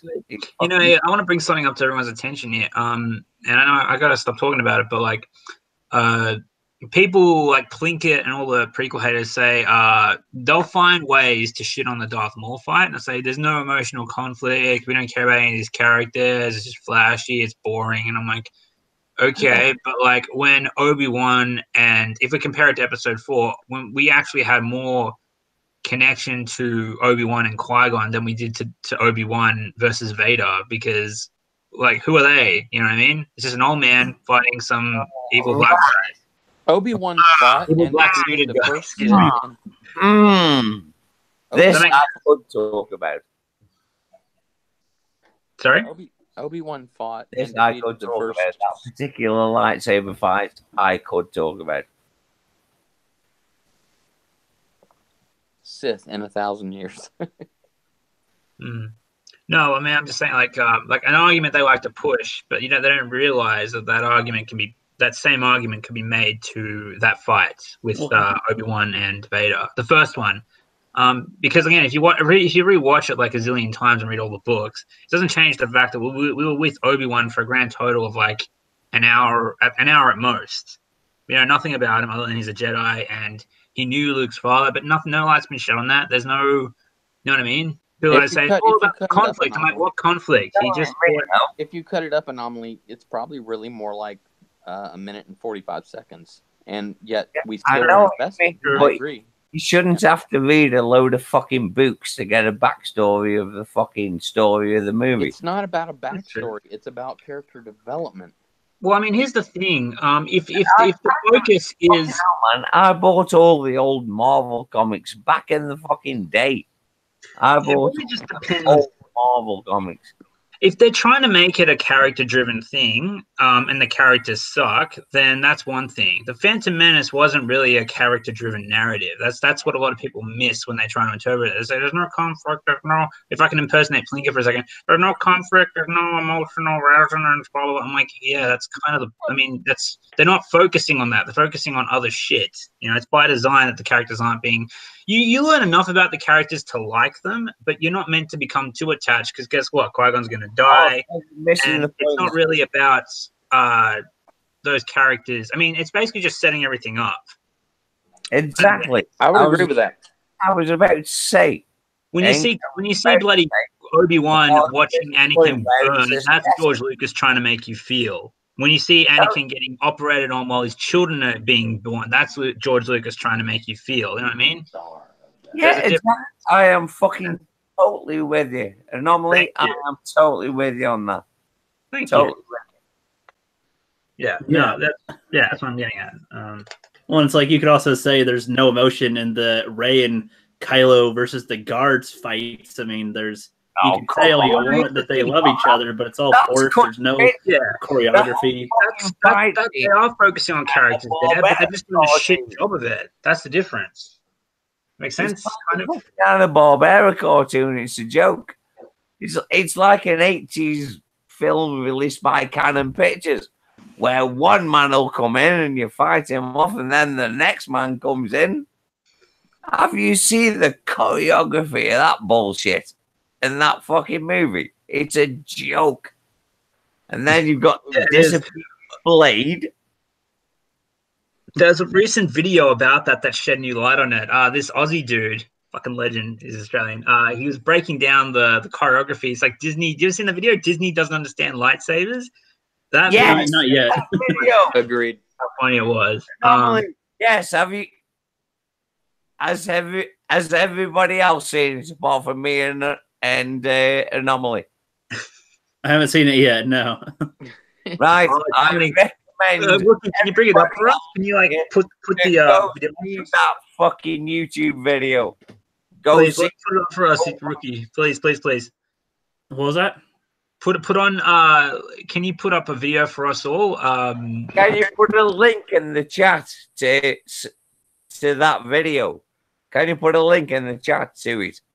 I can put a link in there if I bring it up lightsabers. What's that mean? Just bring it up so we can all watch it and react to it because it's fucking hilarious. What's it called? Yeah, man. It's called Disney Doesn't Understand Lightsabers. It'll pop right up. Oh, it's the first thing that comes up. Sweet. 1.5 million views. Holy shit. Yeah, it's got a good track. I'll probably want to watch this, then I'm gonna head over to my channel because I did promise people that I was gonna do a New Year's live stream EST, so I'll probably do that and then probably head to bed. So okay. Yeah, cool. Hey, Rookie. By the time I'm done here, you're 3 hours behind me yet. So yep. Hey, I hope that you have a good stream, man. I'm already in 2019, so just rub it in, buddy. Just rub it in. Hell yeah, Brandon, I'll see you in a bit, sir. Hey, we'll be joining you here on the East Coast as soon as we around our axis a little more. Okay. Do you want to stick around to watch the little bit of the video first, though, or no? Please. Treat us. I am gonna be hanging around for long. It's like fucking 3:20 in the morning. Okay, I'll show part of the video, and then whoever's gonna leave can leave, and then I was gonna bring in a few more people. People go. Yeah, Rookie, I want to watch I'll watch the video. Give my little. Your hand. I see you in the chat, sir. Okay. Yep. All right. So I'm trying to bring that up for you guys so you guys can see. It's like 3:20 in the morning. I should be in bed. Bad boy. You have to work now? Why not? I've got to say hello to Adam. Yep, that's Adam Shawhan. Yeah, I've got to say hello to Adam. All right. Super fan Adam Shawhan. Yeah, man. And the Wiener Dog Clan. Well, it's a 12-minute and 55, or it's a 12-minute video. Is there certain parts that you want to point out, Anomaly? Just the whole thing. All right. Skip to the part where he dissects. I don't know if it's the whole video, but skip to the part where he dissects. Hang on. Let me roll the fucking joint so I can just get. Yeah, when he dissects Rey and Kylo's fight, it's so funny. I don't know where that part is. I haven't seen the video yet. shit, maybe I can look for it on my phone. If you can give me a timestamp or something, then I could show it to or I could present yours to everybody if you have a screen or something. I can present. I wouldn't try it because I don't know how to do it. I don't know what the fuck's going on now. That's all right. So is the video the don't understand life? I'll link it in the chat so people can know what we're talking about. I'll bring it. Hang on, let me bring it up.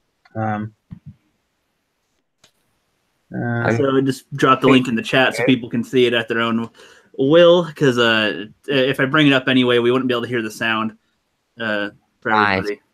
So are we doing a watch on this video? Is that what we're doing? We were going to do, but it's just I think that'd be too much because we can't hear the analysis if I brought it up, like because the sound doesn't go through the Hangouts. 12 minutes, man. Are we all ready to go and talk about this 12-minute video? Yeah, it's about 8 minutes and 30 minutes in. I think it starts the breakdown. But yeah, 12 minutes 55 seconds long.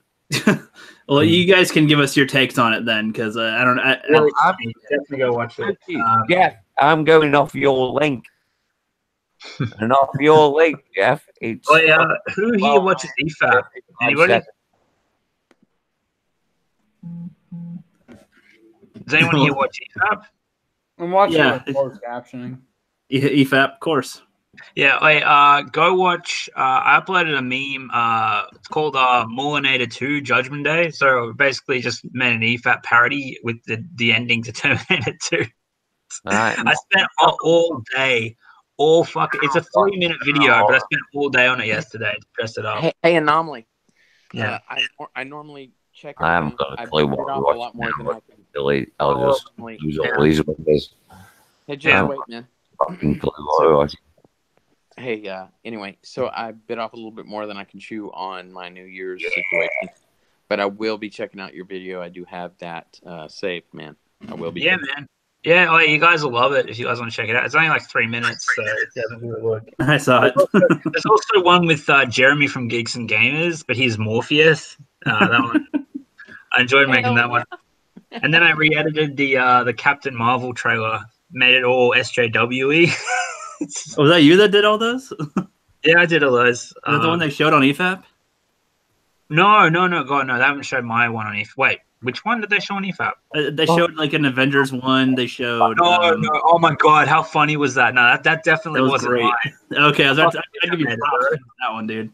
I saw your Terminator one. Though. Shit at that one, and Wolf was dying. He was just Jared. The Jared. And it was so. I had like Jared's tongue sticking out as he's like, "Oh," and it's just the funniest thing. That was so fucking funny. I know. When he stuck his tongue out of the eye.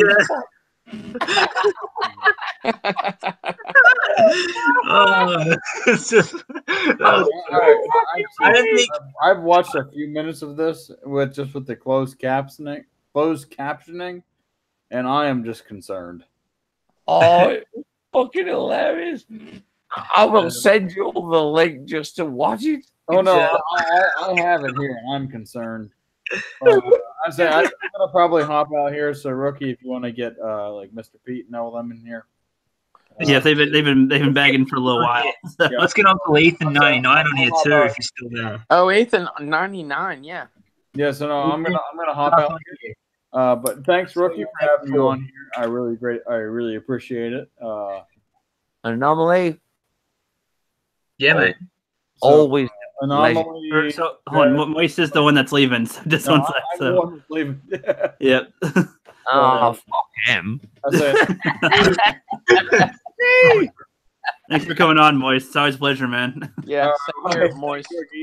Thanks, guys, and keep your eyes out, looking out for myself and Black Angus reviews with the Game of Thrones streams, and we'll be having guests on weekly. So thanks again. Moist, enjoy some tabbouleh for me.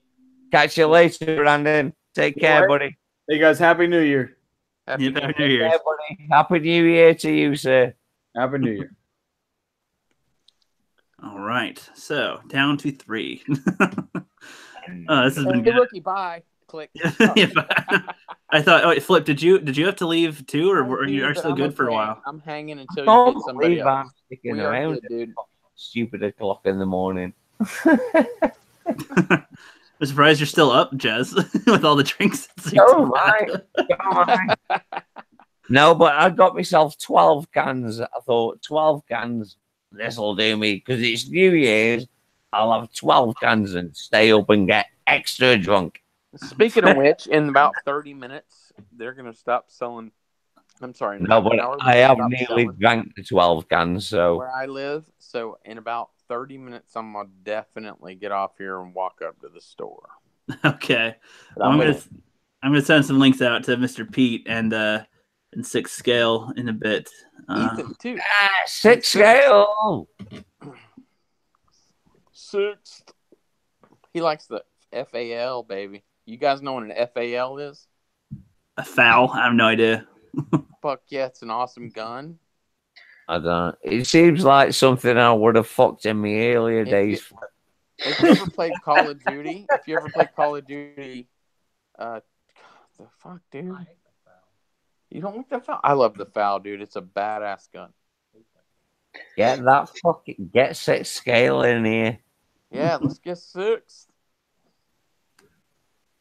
I'm getting people. Don't worry. Wait, what's funny? We haven't started a topic yet at all. Really, we've just been talking for the last hour and a half. So I have to go to bed at some point. Alrighty. I don't think you're gonna make it, Jess. Wherever you're sitting. I'm down to my last beer, man. I'm down to my 12th and final. So. All right. So I don't know what do you guys want to talk about? I mean, I was going to talk about goals for 2019 or some of the films of 2018, but what do you guys want to talk about?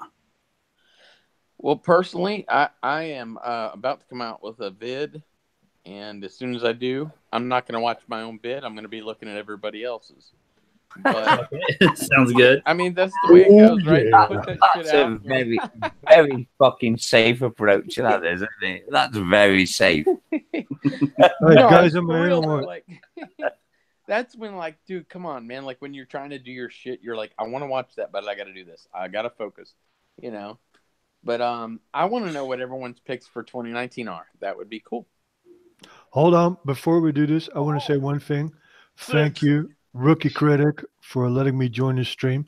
Mr. Pete, unfortunately, had to leave. I tried to get me and him to join the stream. You know, Jeff left and then Brandon left. We could have had a bigger party, Rookie, you know what I mean? But, hey, here I am. Really great. I'm going to say shout out to Jez. Jez, we've already entered 2019. You are wasted. I'm a little tipsy myself.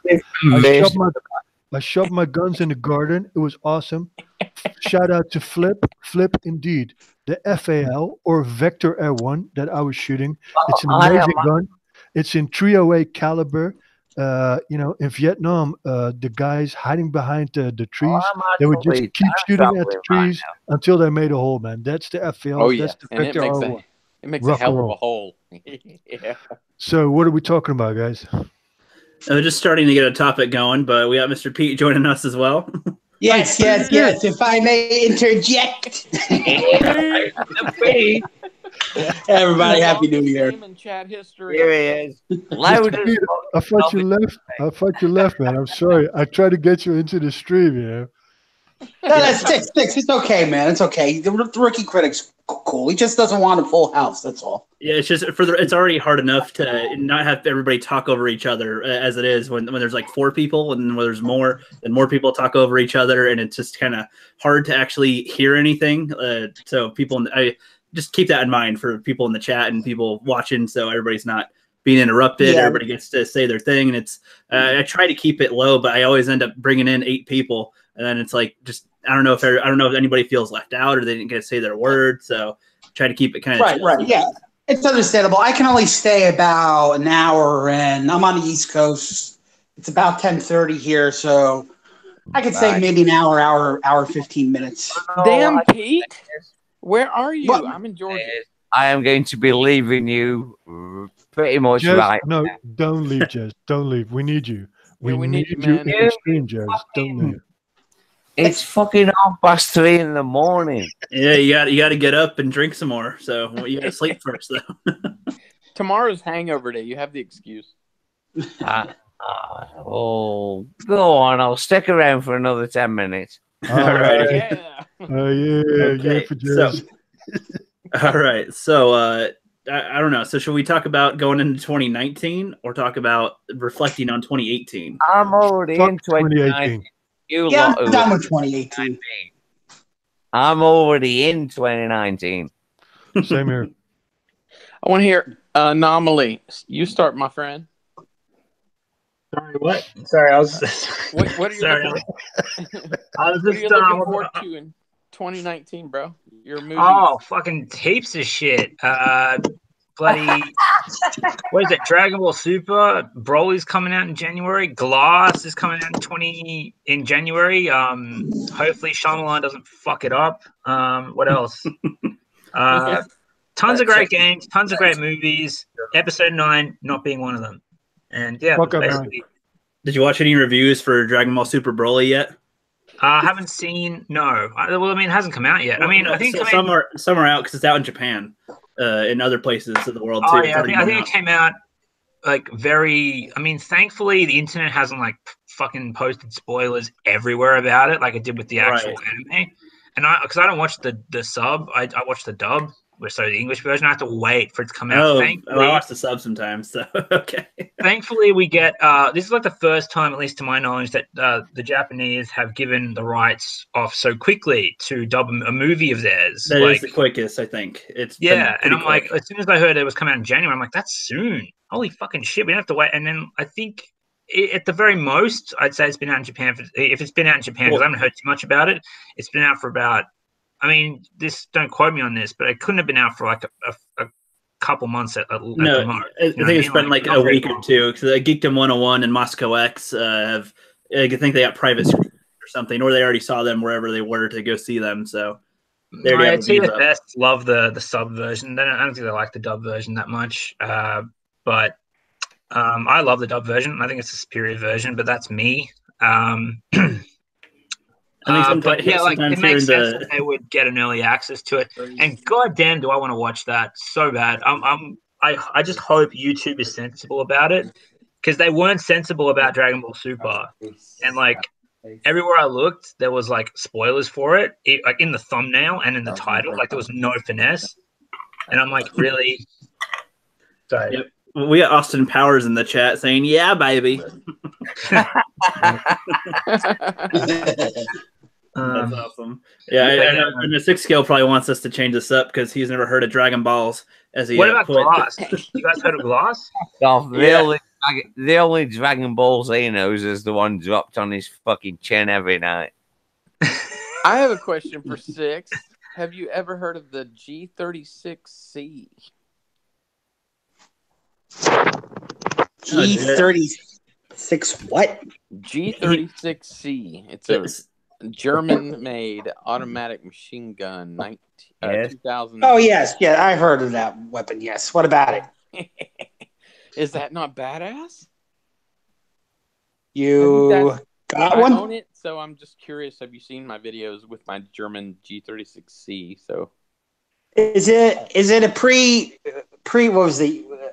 Is it a pre-68? You know, the import ban on full automatics from overseas? It is a fully automatic with suppressor air gun. Oh, air gun. Okay. But it looks like the real thing. Everyone's pretty convinced. Wow, what's that? Real.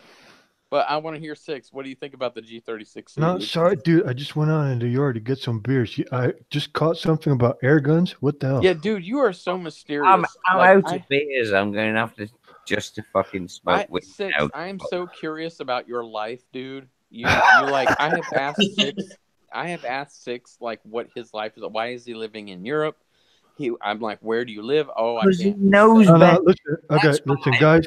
I'm going to be straight up. I was in Brandon Moist's stream a little while ago, and we were talking off stream, And like guys, off stream, I want to share everything with you, but online, I just can't do it. I've got my job and my family. No, this is serious. Don't This is fucking serious. blame me, dude. For me, it's a little soapbox, that whole YouTube thing. I think it's fun. I'm not going for 100,000 subscribers, but I just can't talk about certain stuff. I'm sorry about that. I just can't do it. But You're you a can ask me mysterious about my. mofo. I can ask you can That's ask me why about I my you. interests, and the stuff that I know about. I can talk about that, no problem. Are you in the military? Can't say that. Is he he's in CIA fucking COVID? No, come on. It's not like that, but it's kind of complicated. Listen. If you I guess PMC. Can I say one thing? Can I say one thing? Can I say one thing? I just want to say one thing. I've been in service of my country for 15 years and of my community directly for 15 years. That's all I'm saying. That's all I say. Who's your country? Can't say. Oh, look at that. Well, it's a little complicated. It's not like it's secret. But I've got like a crazy ex, and all this fucking shit. I've got a sort of a military gun-related channel, and I get a lot of fucking shit, man, online. I get a lot of flagging. I get a lot of people who try to dox me and whatever, and I just don't want it. Just ask me about stuff that I will tell you about, then we're fine. Look, guys, when I met Six, I told him, look, you should be part of. Hold on, man. When I met Six, he said he doesn't want to be a big YouTube channel. He literally, we had a conversation. Like, dude, he did not want to be known at all. I think he's having fun. But how weird is this? I don't think you guys can fully appreciate how strange this is to me. Because I can. I'm a fucking paranoid schizophrenic. I get some subscribers. I get people interact with me because my content it's genuine, and he doesn't from the heart. He does not look at his Twitter. It's someone else on the Twitter, and I know because on Twitter I said shit to him, and they act like they don't even know me, dude. No, that's true. That's my my bro Davon. He's in my group. You know what I mean? I told him don't react on Twitter because Twitter they're all assholes. Yeah. We are. I gotta head off soon, guys. But I got a question for Rookie. Actually, doesn't Rookie in your bio, man? You said you wanted to be an aspiring film director. Is that true? Yeah, it's my main goal. Want to shed some light on that? Tell us how that's going. Yes. All right. Well, I guess in a way this will have to do with the skit that I did recently because it started with me wanting to write. Ever since I was young, I like to write stuff and write stories and whatnot. Try to write my own books, which are horrible, but I'll probably share some of them someday because they're funny Star Wars stories. And then at some point I was starting to film a little more. And then I was like, well, maybe I could write a script. And I would try to write a script, and I kept on trying, but I could never finish anything with it. And then at some point, I was like, everybody seems to get a good start when they just start doing something. So I bought a camera, bought a tripod, got a very pathetic editing system, and have been trying to make videos ever since. And I posted my first video, I started YouTube, and then later on, recently, I posted my first video I ever made, the trying to write a screenplay one, and it was just very silly. And then to now, with my Rookies Test Part 3 skit, you can see an extreme difference with that. And I've learned quite a bit and still learning as we go, trying to learn how to direct. And I want to learn more than just the writing aspect. So I'm trying to learn filming, editing, all the whole stuff, the whole shebang. Okay, right. So are you going to uni for that, or what's with that? My what? Are you are studying at a film college or something like that? No, the reason why I did YouTube actually too is because I because there's no film school around me at all. Right. So okay. Doing school and working, and then doing this in my free time. Right. Well, Rookie, can I ask you something? What's your editing program? Movavi. Oh yeah, you told me. Hey, listen, look into a Shotcut because it's free. That's and what all the movie students, they use that because it's free, and you can do add-ons because Movavi and Filmora, all those programs, they're working on sort of a subscription, like a yearly subscription, and it's actually kind of a hoax. But if you go to Shortcut, I'm not sponsored by them, god damn it, but seriously, all the movie students, they use that. And I want to ask one thing to Jess before he leaves. I was Jess about to say 6. Hey, mate. Listen, I want to ask you, how old are you, mate? How old are you? Program myself. I have checked out that program, and it is completely 100% free. Ah, Yeah. really? Oh, yeah, You got Shortcut's great. Really? I use that for all my videos. Yeah, hey, Anomaly. Good. Where you're from in Australia, by the way, Anomaly? Sydney, bro. My ex-wife was from Perth. So that was, I God, really like the sort of the Australian malarkey. Anomaly. Have you heard of the Lethal Lightning channel by any chance? Oh, Lethal Lightning, yeah, you can go fuck himself. Oh, really? You fucking That's not the first time I've heard that. Whoever the fuck said that, yes. Yeah. Why, you guys dislike him too, do you? No, he's actually been on here a few times. Yeah, I've been I on thought a few it was funny. I thought you guys were mates or something, but oh well, let's just say he got in my bad books early on. oh really? no. Okay, I won't mess with that, man. I won't mess with that. Hey, this was not a shot at you, bro. This, you know, I was this just is an old joke. all right. Jesus. Okay, so since Jez and Anomaly said that he's going to leave in 2 in a minute, you guys can have the floor. So I don't know who wants to go first or who has to leave first, but no. Well, I'm going to leave when I finally get the roach in this joint. All right, so well, look, Rookie, one more question. This has really been puzzling me. All right, in your DP, I see Jurassic Park, but Spartacus, Act of Valor, are those? I mean, that's like the most unlikely combo of movies I think I've ever seen. Like put together in a picture. Well, the point was just those are movies and properties that I liked. I mean, there wasn't really any huge main thing to it. Like okay, all right. There's also Deep in the Valley in there and Tremors and Alien Planet. I mean, Alien Planet's a 1.5-hour documentary. Deep in the Valley, early Chris Pratt. It's okay, I thought it was like a straight to video Alien movie or something. I was like, is that like from the? It is available on YouTube. It is on YouTube actually. The whole movie. I love like those sorts of documentaries. I might check it out actually. What's it called? Alien Planet. Yeah, Alien Planet. Okay. I never saw it. Anomaly. I never saw it either until Ricky did that fucking video. Yeah. yeah, that movie was based on a book. Yeah, exactly. I highly recommend that book. I really like Knuckle Deep in the Valley. Yeah, no, Rookie. I was just wondering. I was like, is there anything to that, or are they just randomly selected? They're just kind of random selected. I mean, I love Spartacus, the show. I love Tremors. Jurassic Park was just kind of one I threw in there because I actually, I like it, but it's not as high up as others. But I like all the scenes with Lucy Lawless in Spartacus, but that's about all I like. Oh no. Yeah. Anyway, all right, guys, I got to head off. It's been a pleasure. Happy New Year. Okay. Happy New Year. Hang on. Take care. Take care, buddy. Hey, take care, buddy. Happy New Year, man. Have a good one. Happy New Year. All right. So Jez, before you Rookie, head out, I really think you should let Mr. Pete on. Whatever the fuck it wasn't me. It's all good. What was that, 6?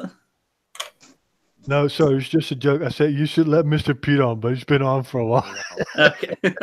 I just got on. What are you talking about? We're getting to it. It was a joke, dude. It was a joke. Yeah, he's just poking fun at you. Yeah. Jez, while you can still form words before the alcohol kicks in too far, is there any stuff you wanted to bring up? No, not really. I'm just having fun being on the stream, listening to all of you guys. You know what I mean? Hey, I want to say this. I want to say something, Rookie. Go ahead, Jez. Way to hang in there, bro. I'm telling you, longest goodbye ever. Fucking Jez, we all love you, man. Respect you, really. It is 4:45 in the morning. What am I doing talking to you idiots? Yeah, but can I say something? For you, it's 4 in the morning. For me, it's 5 in the morning.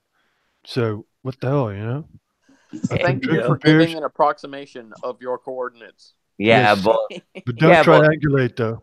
the Yeah, I thing is, can't triangulate. Yeah. while me and Seth are here, it's because we're a better class of people. Exactly. Exactly.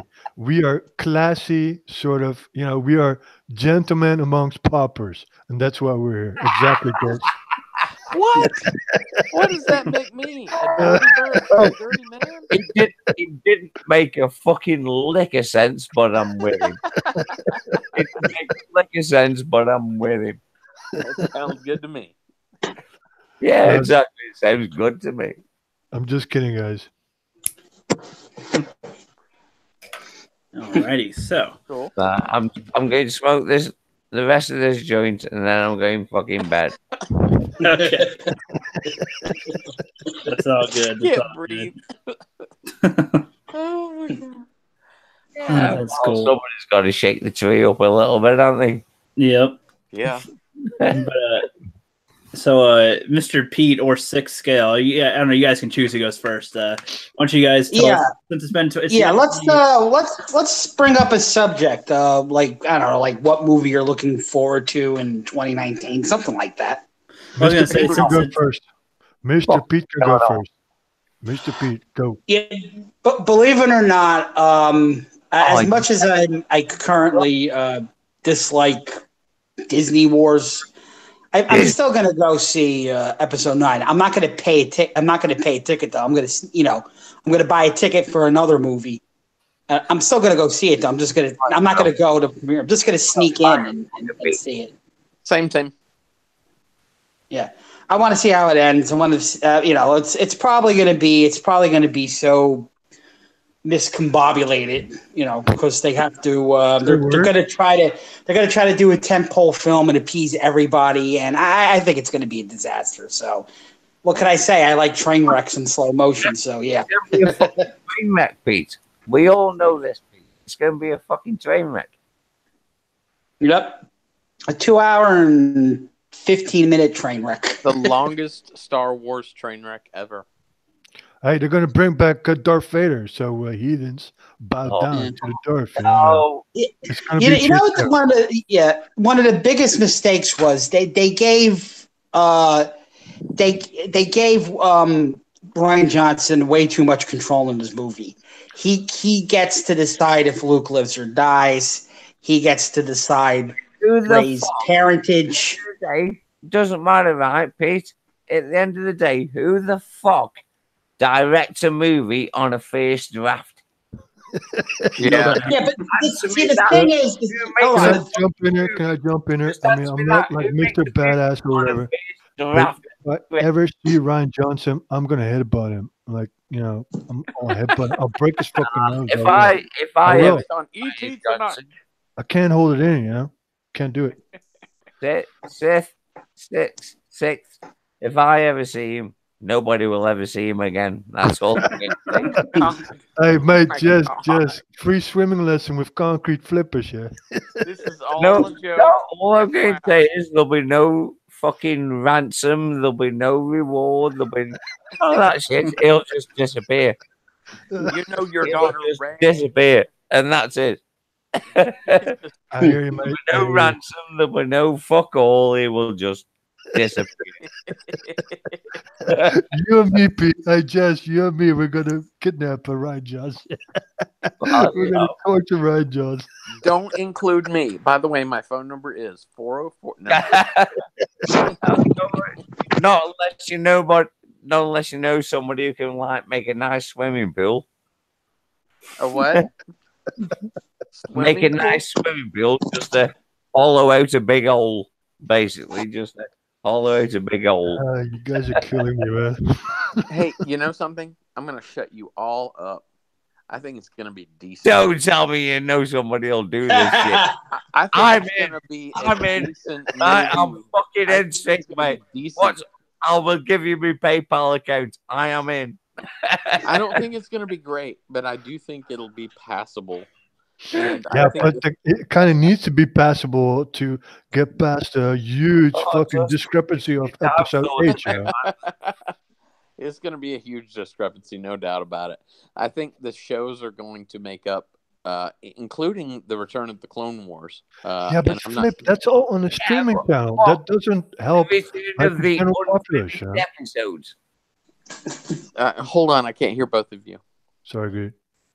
I said it's going to be on a streaming channel, so like this is going to be for a select sort of audience, and probably the people who are not pissed off with Disney at this point, they're going to subscribe to the streaming channel. I don't give a fuck if I'd never see the Wangdalorian. I will never see Ep9. Spit on that shit, man. I will never see it. Now, if it's free, not if I get a free blowjob with it, I will never see it, you know? What if you hear that it's really fucking good, like everyone No, because I am butthurt over Ep9. You know? Okay, I am butthurt. I admit it, you know? But it's an honor question, you know? It's an honor question. It's a question I am too. It's hard to not say so. Yeah. I will never, ever. Seriously, I'm not even going to watch the trailer of Episode 9. I did see Han Solo, though, and I thought that movie got a bad rep. But that was also because of the whole Ep 8 bullshit. That was because of Rian Johnson that Han Solo movie got a bad rep. They should have put the Han Solo movie in the streaming service. They should have used the other guy for Han Solo movie was shit because it was fucking shit. It had no, it wasn't that shit. It wasn't that shit. It wasn't that bad. It was bad because we were all pissed off about Ep 8. Jez, it was bad because we were all pissed off about Ep 8. We were heading for a payback, and Han Solo got the full brunt of it. And they used the wrong guy. They used the wrong guy, but it wasn't that bad. You know? The trailer alone told you this is a pile of shit. No. Listen, I did a whole video about it. The Mimbam. You're an old 77 Star Wars fan here. The trench warfare. Star Wars all the way through. Just listen, Star Wars. We're talking about Star Wars and the whole battle scene on Mimbam. The trench war on Mimbam was the closest we got to Hoth since the fucking 80s. That's Star Wars. Star Wars is Star Wars, and Mimbam in Solo, that was a war scene. I did a whole video on this. And the prequels and all that shit, it was too glossy. It was too, glitzy. It had nothing to do with war, but Mimbam, that was war. They had something going there. The deleted scenes were pretty awesome. Exactly. Flip, the Mimbam scenes were good. The Mimbam scenes were good. I have to agree. They were good. The whole trench warfare. I like the Foxy Brown, whatever her name was. What was that? The girl's name? But it was fucking style over substance. Hey, but Star Wars has always been style over substance. If you want substance, go to Star Trek. Fuck that. No way, not the original movie, not Empire, not Jedi. No. It was style. People liked it because it sort of had a half-baked story, but it looked gritty. The visuals were good. The style was good. It had its own thing going on, but substance. It was never really there. It's like a love opera. It's like a space opera. When I was a fucking kid, mate, in '77, that movie was the fucking. That was the bullshit. That was. Hey, listen. I know. I was there. I've seen the first movie in the theater. That's why I asked you how old you are. We were all there. I'm from '73. Same. Yeah, same. All right, so here we go. So we're all in the same boat. You know what I mean? I really like that, but it was never a high dialogue piece or whatever. Awesome. On the other hand, Star Trek or other sci-fi movies, they did have the scientific aspect explained, the dialogue. Star Trek was always looks over substance. It was always like this, and it was always political in an underlying way. It was never political. It was made in political times, but now they're shoving a narrative down our throats. But actually, listen, I don't want to go down that rabbit hole, man. I want to focus on 2019, like what Rookie asked of us. That's what I want to talk about because that's what we have to look at. Do it, bro. Yeah, go on. All right, I'm up. Okay. Well, listen, Punisher. First thing that's coming up. The Punisher. What do you guys make of this? Apparently, Punisher is like some sort of alt-right fundamentalist Christian because was also in the comic books. Sorry, all these little fucking. No. I explained this. The origin of Punisher. In the comics. 1974, when Punisher made his first appearance as Spider-Man. He was a Vietnam veteran. He was damaged. He came back to his home in New York City. New York City was a shithole at the time. His family got murdered by the mob or any sort of criminal organization. Doesn't matter. And he went on a fucking raid. And it was never political. It was always rage-driven. Vengeance. The subject matter of this season cancelled season 2, right? Well, they're aiming for cancellation because they want to take the IP away from Netflix. Warrior bullshit. It's an old school comic villain. Who's an old school comic villain? The fucking bad priest who's going to be in. No. Listen, if they want him fighting a Nazi, stick to canon. Let him fight the Red Skull. White Skull, aka the Punisher, against Red Skull. How epic would that be? They both don't have superpowers. They're both sort of enhanced, trained humans. That would be awesome. Never really got involved with the fucking priest that never made it into the comics. It's bullshit. But Punisher never was involved with the Skull. Really, never did. Yeah, but he's saying that would be a cool matchup, and I kind of agree. Hey, agree, Rookie, right? Punisher against Red Skull. That would be cool, right? It seems like they'd be a good. Whatever this season of the Punisher is, don't get invested in it because it's already cancelled. Yeah, exactly. No, but that's they pulled it off of Netflix. Jessica Jones, that's already cancelled. That's exactly my point. They're making it shit because they have to cancel it because they want to take the IP away from Netflix. They're canceling all those shows, man, and they're going to put it again on another streaming service, and it's bullshit. And it's bullshit because the industry, they don't respect the fans. They don't respect the IPs. They don't respect canon. They don't respect jack shit. And sure, it's a bit politics, but it's mostly economics. Flip, let me say, Flip, what do you want to say? What's that? Sorry? No, I thought you were jumping in on this. No, I was trying to reach behind my dresser to get my other beer. What's behind your dresser? It fell behind my dresser. Fucking right. My beer's rolling away. Shit. It fell. My bad. It is totally fucking right in what Six is saying. He is totally right. I love you, Jess. I deeply The Punisher and Red Skull thing would be badass, though. Absolutely. Well, it doesn't matter because they're already cancelled anyway. No, just the idea, even if it doesn't happen, I think the idea of that sounds good because they'd be on similar power levels and different skill sets to fight each other and different history and motivation. So I think that'd be a good story if they did it. My whole point, Rookie, if I may interrupt, is that all this stuff we've been talking about, Star Wars, Marvel, whatever it is.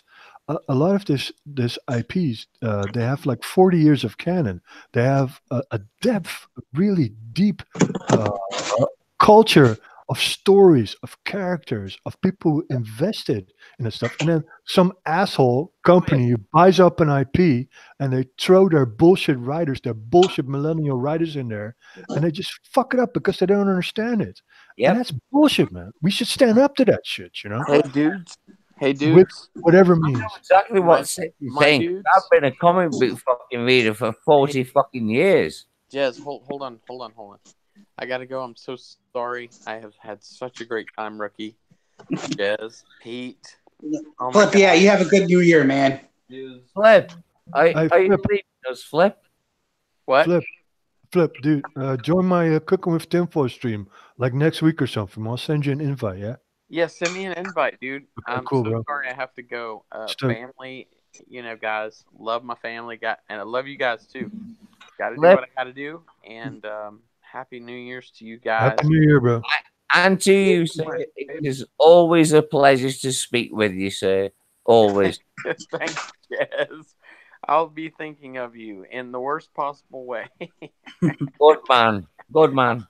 I mean, we're all flipped out, man. We're all flipped out. We're all flipped out together. Yeah. I mean that in a very funny way. You'll figure it out later. Oh, Ethan, my son. He's.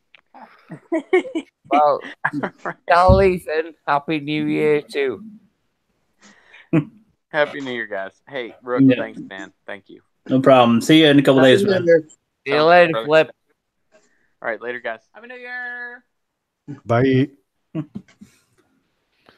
All right. right. So Mr. that- Pete. Mr. Pete. Right. Yes. Yeah. Sorry. Yep, you've been a little quiet over there. Anything you want to chime in on? Yeah, about the whole, internet streaming, how they don't listen to the fans that are shoving agendas down our throats. Yeah, and you know how you fight something like that? Just don't subscribe to that channel. Just don't, pay for that subscription. Or better yet, try to pirate it. Yeah, no, but pirating is what started this shit, Like all these streaming services, they came about because people were pirating content on the internet. So I understand what Mr. Pete is saying, but still, My eyes on that good, Mr. Kruger. Well, there's the Amazon Fire Stick. You can get that or whatever it's called, the something Fire Stick. It's like it's really? yeah, it's guaranteed to like crack even the most severe security algorithms and stuff like that. All right. Well, see, the thing that I'm kind of afraid of, if I can share this, if you guys, Rookie, you're a movie fanatic, you want to get into the business, you want to do it from the grassroots up, and I think that's commendable. I think that's awesome. But let me say, the thing that they're doing now is they want to get all these content, all these IPs on streaming services, so they can control it. They want to step away from actually tangible copies like Blu-rays, DVDs, videos.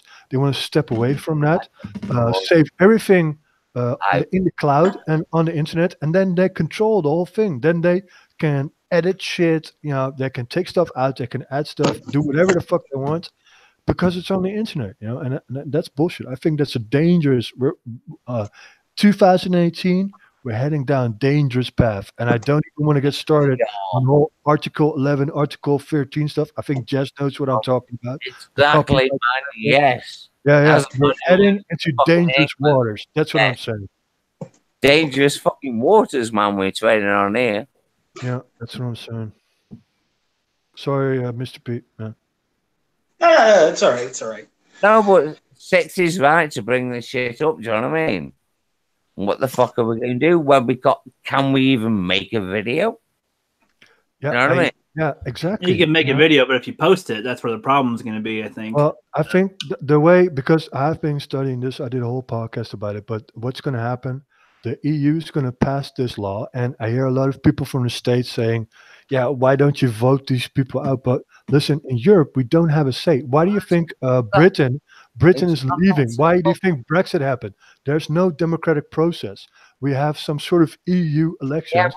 Yeah, the Brexit it's very complicated, but we don't have direct democracy. The EU Commission decides these things via lobbies and via sort of pressure groups, and it just gets passed, and we have no say in it. So with this whole copyright directive, which is not just Article 11 and Article 13, it's a whole bunch of stuff. It also means we cannot criticize immigration, and all the bullshit that's coming with the Marrakesh Pact. It's going to be outlawed. Like, let's say criticism of immigration is going to be outlawed. So freedom of speech is dead in Europe in 2019, and that's the most dangerous thing of all, man. That's where we're headed, and it's bullshit. And I know nobody wants to talk about politics, but that's just the way it is. It's a weird situation we're getting into. Six, it's fucking insane. Six, it really is. And it just hurts me, because we sort of hit a peak, with the internet for a couple of years. We had ultimate freedom, and people had a voice, people had a platform, and now they're sort of taking all that stuff back because you know what? Basically, because of two reasons: because Donald Trump was elected, and because of Brexit. And now the powers that be, they're getting scared, and they want to reel in the Brexit thing. Do you know what I mean? Because I live here, and it was all a scam and a scare. It was a scare vote because they made it look like to the Britons that it was all about immigration. And then they made this bullshit pledge that they had 150 million, which could have gone to Europeans. But if you vote Brexit, we will put that 150 million back into the health service. No. It was listen, everything Judge, was all I based know on what you're lies. saying. I know. Lies. It was all I based on understand lies. you're apprehensive. I understand you're apprehensive because of what's that guy's name? The guy who went down in the airplane, the Brexiteer from UKIP, Nigel Farage. Yeah, But but Nigel Farage, in a lot of ways, anyway. he's right though. He's right, and you know No, he the was working class fucking people in Britain. Nobody would take somebody of that man because he was fucking utmost right wing fucking Nazi prick. But he's not though. He's very pro-Muslim. Nigel Farage is very pro-Muslim, and so is Tommy Robinson, because Tommy Robinson is actually in a commission. He's in a commission that works together with Muslims. And you're being misinformed. You're being misinformed, man. You're being misinformed. That's all I'm saying. No, it's all I've known who these people are for a long. Listen, my brother-in-law is from Scotland. Yes, my brother-in-law is from Scotland. I don't care where your brother-in-law is from. Listen, let me explain this to you. He voted against Brexit, but he voted. Yeah, like most Scottish people did.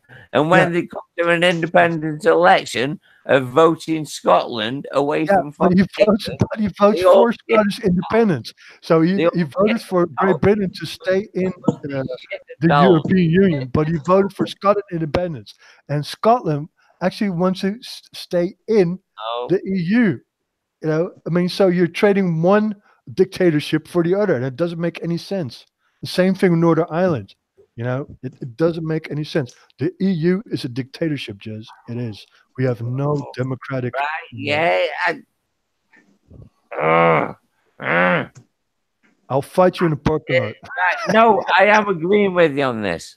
Okay. To a certain point, I am agreeing with you. To a certain point, I am. Totally agreeing with you. Well, actually, my point is that the middleman, or let's say average Joe, what they say in the U.S., you know, average Joe, they always get fucked, either by one side of the political spectrum or the other.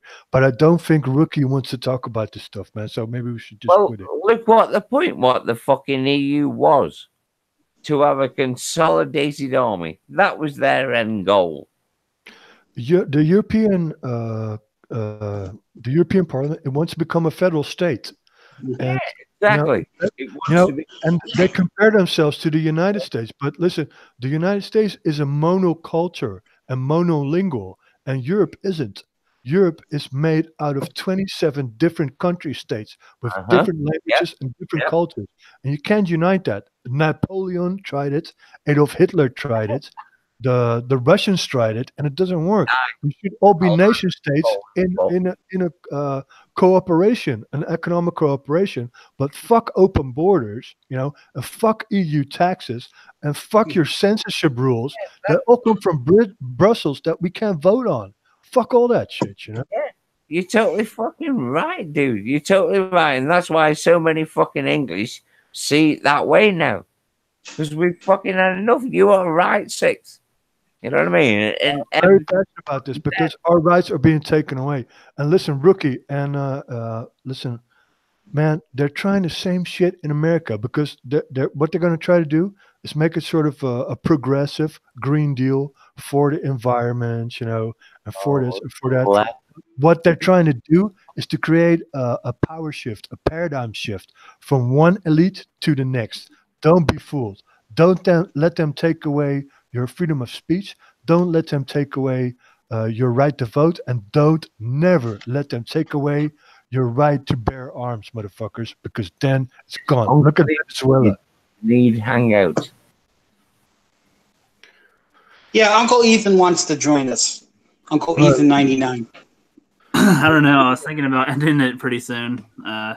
Well, I can't believe I'm still awake at this time. Yeah, I'm surprised you are too, man. So sorry, I went off a little sidetrack there. I let you get it out of your system. Holy shit, it's 4:10 in the morning. 11:05 where I am. Yeah, but okay, so It's been fun.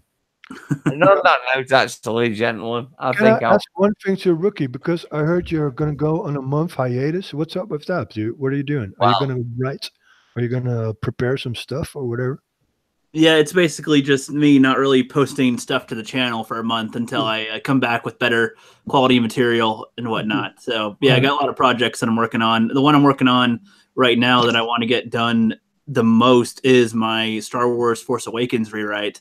And I plan on putting in visuals with that, audio stuff, sound effects, music, making it a huge project also. And if I could get people in the community involved with that too, for voices, then I'll do that too. But I'll probably advertise that more toward when I have the script done. I suppose I'm still working on a first draft. Well, I'm your Huckleberry, man. But hey, listen, man. With the last bit, did you Hey, turn my just audio send it. down? Because I thought my audio was shit in that video. You know? Somebody evil who sounds like Pelton. Nice. What was that you were saying though, Six? No, I'm your Huckleberry, man. If you need my my expertise in whatever field, if you want me to whack someone or I could see your voice being used definitely as a tough alien, dude. Off air, me and Six need to have a conversation. Jez. Hey, listen, Jez. Dude, I'm probably having another tinfoil live stream next week. Hit me up on Hangouts or on Discord or whatever, or I'll just drop you a I comment. don't think I've We'll got set your something up, yeah. Have I got your Discord? Let me look what my Discord is here. I'll just tell you. Hold on, because I just joined Discord actually. Hold on, mate. I'll let you know in a minute, yeah? Yeah, well, no worries. Just let us know. You can get in contact. Just drop us the link. Yeah, I know, but just let's get it over with. I'll just tell you what it is right here. Oh, jeez. This involves me doing work now. Okay. I'll drop you a comment on one of your vids. We'll do it that way. I haven't got any vids, so good luck with that. All right. I'll send you home in pigeon or smoke signal. Yeah, on Twitter. Yeah, Luke, you've got me on Twitter, haven't you?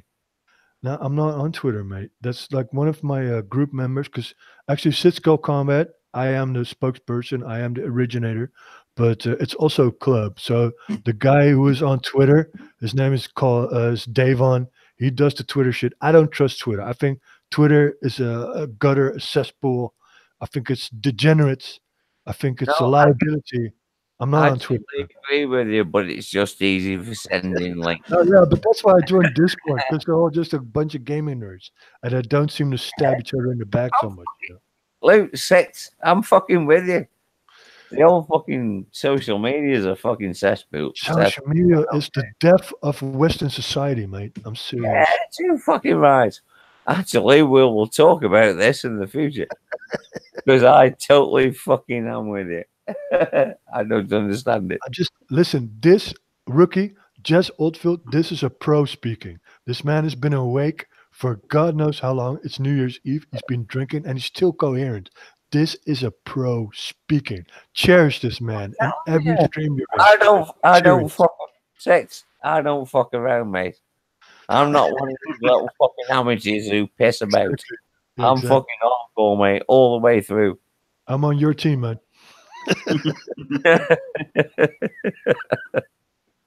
I'm old school, mate. Been there, done that, done it all. Hard Knocks High School. Yep, totally. And on that note, I think I will see you chaps later. Rock and roll, bro. Yep. See you later, man. Take care, buddies. Take care, Jez. Into the new year. Yes. Yeah, Happy New Year. Happy New Year. Don't take the black pill, bro. Yep, not yet. All right, sorry, guys. Yeah, it's all good. It's all good. I just find Jez very entertaining. I think he speaks from the heart, you know, and I think actually most of your guests, Rookie, they speak from the heart. Yeah, I hope so. I think sometimes it might be a little stiff, you know. The streams might be a little stiff, but that's might be also sort of politeness, and I guess the guys from Europe, especially from Britain, were a little bit more prone to swearing, or to make little dirty jokes. But that's not meant as an offense to you. It's just the way we interact. You know what I mean? So yeah, it's all good. Well, right, I'm gonna have a format out too for how I do future streams going into February. So with my hiatus, I plan on like not posting anything for about a month, and then in February, I don't know if that'll be a full channel restart or like I'll like be posting stuff again, or if I'll just start the podcast again and then fully start in March, like for posting actual made videos. But I'll probably start the podcast again in February, and I think I'll have a limit to having like 4 people on total at a time, because it just gets a little too crazy and not enough people get to talk, and then people talk over each other and stuff. So plan on having a format in the future, and then that way hopefully it won't be as stale either, because then people are sometimes when there's like people try to not talk over. Can I say something about this? Yeah, go ahead. It's your channel, and you should make a selection of what guests actually work well together, because some guests, like you said, they're a little bit more outspoken and they work well together, and other guests are more introvert and they work more well with them. You know what I'm saying? Yeah. So, and you should make, because everybody's really stoked to be on. We've all got our own channels, but we just like it's fun to hang out with the rookie. You know what I mean? So you got to use that. That's like your power, though, bro. That's kind of the direction you want to go in, right? Yeah, pretty much. I mean, I've been I've been trying to perfect how to be a good host. Like, let people. So send out invitations, make like a schedule. This guy, he kind of goes well with this guy. This guy goes well with this guy. Mr. Pete, am I right or not? Yeah. You're right. Yeah, as a matter of fact, how you're going to take you were saying before you were going to take a 1 month hiatus. Yeah. Is this going to be like a legitimate 1 month hiatus? Because the Mad Talk TV, he now just shortened his channel to Mad Talk. He said he was going to be gone for like 3 months, and he came back like 2 weeks later. So are you going to be legit gone for a month? Yeah, you have to promise us you'll be gone for at least a month, motherfucker. Yeah, if I post anything, it would be like bloopers from the rookies test video, but like nothing of actual substance if I post anything. Right. Yeah. All right. I mean, like, you're not going to do like live streams. No live streams, no in-depth videos of any kind. And that's the thing too. I'm figuring out how to, because this month, or these last couple months, I should say, we're kind of feeling the waters, because I actually have an audience now. And, I've been trying to see what people like, and I tried doing some drawing vids that people didn't really pay attention to. I did some face cam ones where I didn't have a script. I just spoke my mind, and those didn't do as well either. So I got ideas in mind. Okay. Now, I might make a suggestion. I don't know if you're aware of this guy, but he started out great. His name of his channel is Reviews, capital R Reviews, then a space, the number 4, then the word U, lowercase 4 and U together. His channel started out good. Then he was getting like 100 subs a month, but like he plateaued. I mean, he was talking about like Star Wars movies and stuff like that. And I was just like talking about like his personal life, his dogs, his cars, and stuff like that. I mean, like, the guy was sick for a while, but like he's been back for a month now, but he's still like, No, but Mr. Pete, he's got like a bunch of regulars, but he's not like really picking up that many more subs. Like, Mr. Pete, can I interact here with you a little bit? I know what you're saying, but actually diversifying is a good idea. And I'm not saying that Rookie should talk about his dogs, but I think he shouldn't only do movie reviews and just movie streams, because okay, but I'm just saying the last. What are we calling our group? I forgot. Sorry. So I'm part. We kind of called it the Fandom Collective, kind of. The Fandom Collective. Okay. Well, the last couple of live streams, we've been this and that. Like, we haven't really been talking about like movies and stuff like that. We're bringing up other things like You know, I'm just it should be like natural conversation because it's yeah, but I mean, we haven't had like a subject to talk about in a while. You know, I would like to, we could do these, like haha, like I remember the time when I slipped and fell down the hill. If we take this stream like today, and maybe it's just because I joined, but I thought it was pretty structured. You guys, you shot the shit a little bit. We talked about movies. We talked about The Punisher. I thought briefly. But maybe if there's one tip for Rookie, because he's the host, make up talking points. Like say 3 points that we have to talk about, and anything that happens in the middle is good. But you know what I'm saying? Like one or two. I understand that. Like I don't mind like.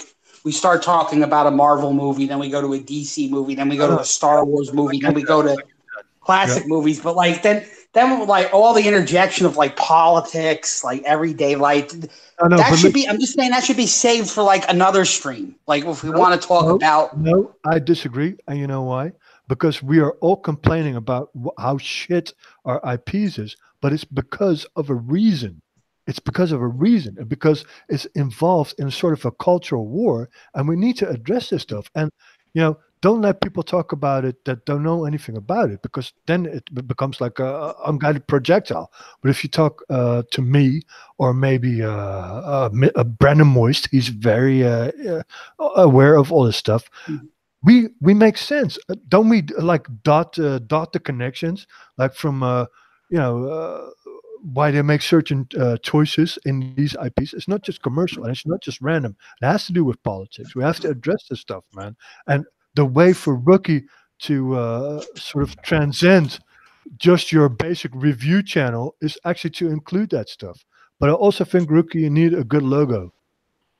Yeah, I've actually got Rookie's logo. Hold on. Rookie's logo is fine. It's up to him if he wants to change it or not. Yeah, well, I actually got a guy who already made me a new logo. I've just been saving it to use for when I relaunch. Because you need a brand. You need like a brand. Like my movies isn't really daggers, but you need a brand because now you've got all these CD covers, which is cool. But you got to say, hey, in one glance, that's Rookie channel, or hey, that's Mr. Pete, or hey, whoever the fuck, you know what I mean?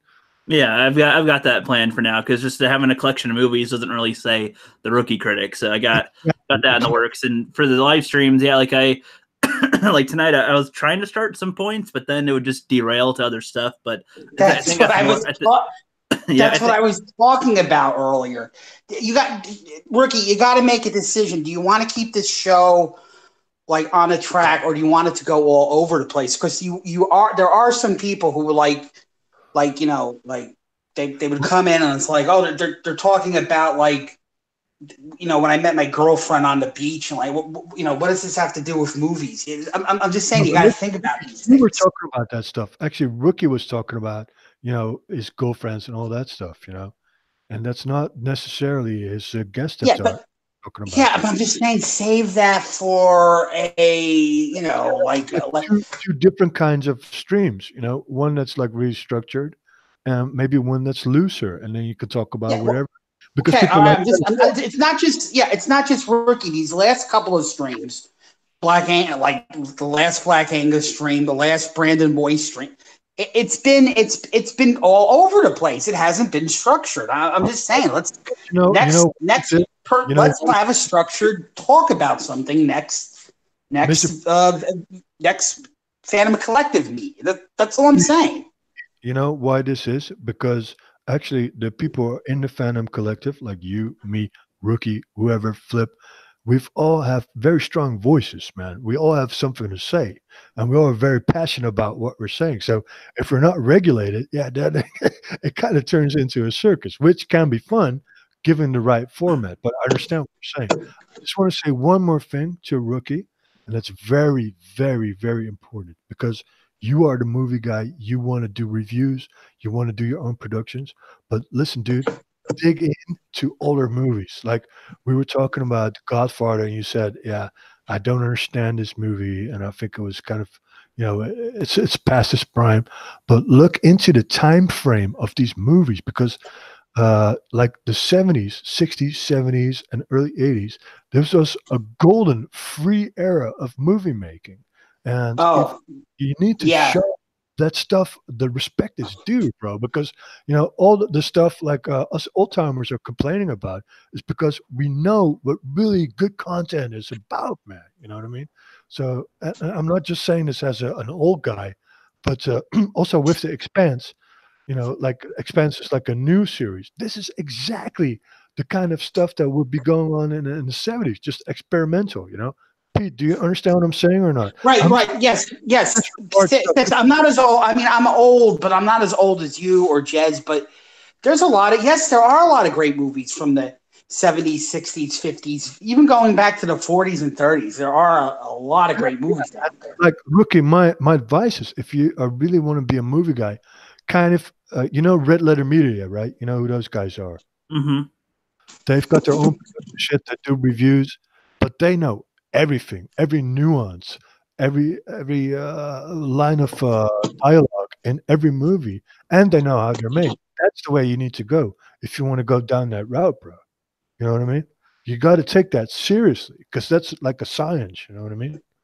Yeah, there's a lot of there's a lot of older films I have my eyes on, but like with The Godfather specifically and like The Sixth Sense, like the only reason why I said that those didn't interest me as much was because I've already had a bunch of things spoiled about them for me. So and I haven't seen them yet, so I haven't really given my opinion on them yet. Just based on the fact that I've seen a lot of spoilers makes me think that I won't enjoy them as much. Is all. I have a suggestion for you. Why don't we do like some sort of a private hangout wherever, like maybe twice a month, and we look at current movies or old movies. We discuss them. You take down some pointers because you've got a wealth of information with guys on your channel that they've seen a lot of stuff. They have a lot of opinions.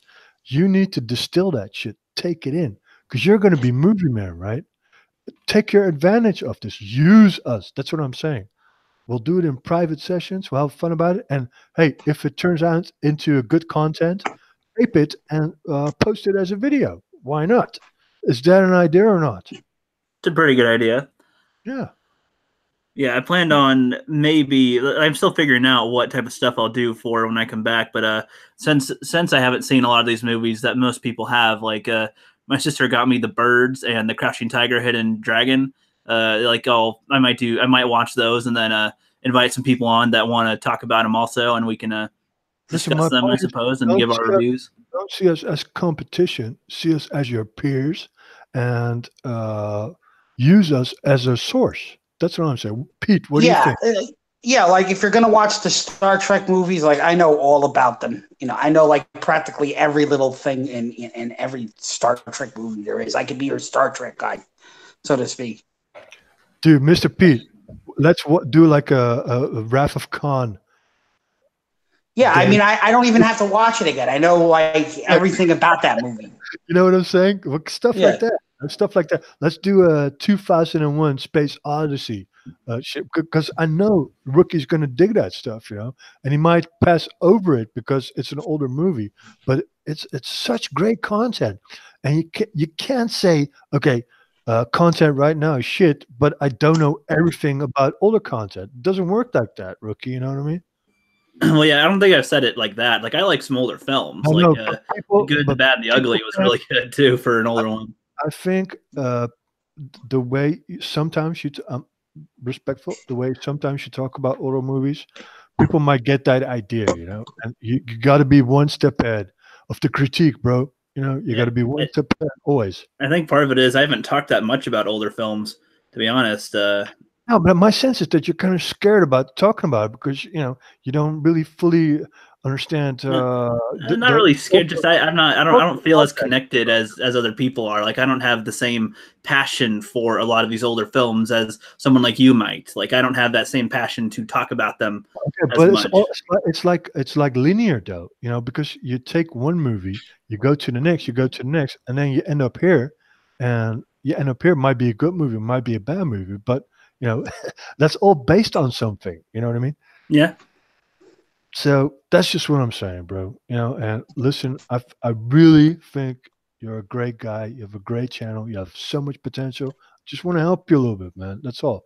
You know, that's why I'm saying this. I could say, you know, Rookie Critic, he's an asshole. He doesn't know anything, and I'll keep him up. That'd be fine too. I'd be like, well, yeah, of course. You know what I mean? You know what I mean or not? Yep. Yeah, I hear But you. that's not what I'm doing, man. That's not what I'm doing. You know. Actually, when you were talking about the good, the bad, and the ugly, I just saw this documentary about because that movie was shot in Spain, and the end scene in the cemetery, you know, where they have to shoot at. It Mhm. was somewhere in the mountains in Spain, and actually the locals were filming that in the 60s, and they took their kids, and now the kids are sort of my age, and that whole movie site's been buried, but they had like pilgrims going there looking for it, and they actually resurrected it. They had sort of a crowdfund campaign to put all the movie prop tombstones in place, and that Clint Eastwood coming in and the sound guy coming in. They did a whole sort of festival, and that's what I'm talking about. That's love for movies, and that's awesome. And if you can tie in that sort of content into your discussions, you know, how great is that? Because we all love this stuff, man. We all have a deep love for this stuff, you know. Yeah, that'd be pretty awesome. That sounds cool that they did. Hold on, I have to scare away some dogs that are in the yard, man. Sorry. That's all good. That's all good. But yeah, any last things you guys want to bring up though before closing? I've been going for about 2.5 hours personally. So yeah, now, Rookie, listen, I'm not telling you how to run your channel, but you should hold on. I like critiques, by the way. Not enough people critique me or give me any advice. Yeah, like, so also, yeah, like I don't know if you have a second screen, but like interact with the, you know, the people who are still here. Ask hey, like I'll give you an example. Anybody who's still with us, do you have any closing questions you want asked? Yeah, you can do something like that. Really, does anybody have any questions? Because I will try. I'm sorry, I'm only using a single screen. If anybody has any questions, I'll be more than happy to answer them. Yeah, it's not a bad idea. I mean, that's what I plan to do with structuring my streams in the future, having little moments before we switch topics in the future to address the chat and whatnot so that they're interacted with as well. But it's when that's what I'm saying too. That's why I probably will have a limit on how many people I have in the Hangout, because when there's more than 3 people or more than 4 people, then, you know, we're usually talking with each other too much. And then whenever I try to address the chat, I get interrupted and it's like, you know, just not really a good flow with everything. Well, so. Yeah, that I understand too, but like Ricky, you know, Proper Jeremy, he has up to like 12 people in like his live streams, and he keeps it pretty civil. So I'm just saying, you know, you could step in and say, "Oh, okay, that's enough." Now, you know, let somebody else have their say. Just say, you know, you could. Yeah, I do that sometimes. I do that sometimes, but when I don't have a full-on topic either, it's yeah, that's on me for not having some topics with things lately. But I haven't had a full guest in a while, and when I have a planned guest, then I usually have topics for them and whatnot. But when it's just been the streams, like the last couple streams, it's usually kind of a free-for-all, chill ones anyway. So that's just to kind of close out the year, because I'll come back and have them better than ever when I return. So that's all good. But since you asked that, Uncle Ethan asked, did you guys talk about Raylo? No, we did not, because I don't want to. Yeah, listen. I'll go first. I'll answer this question.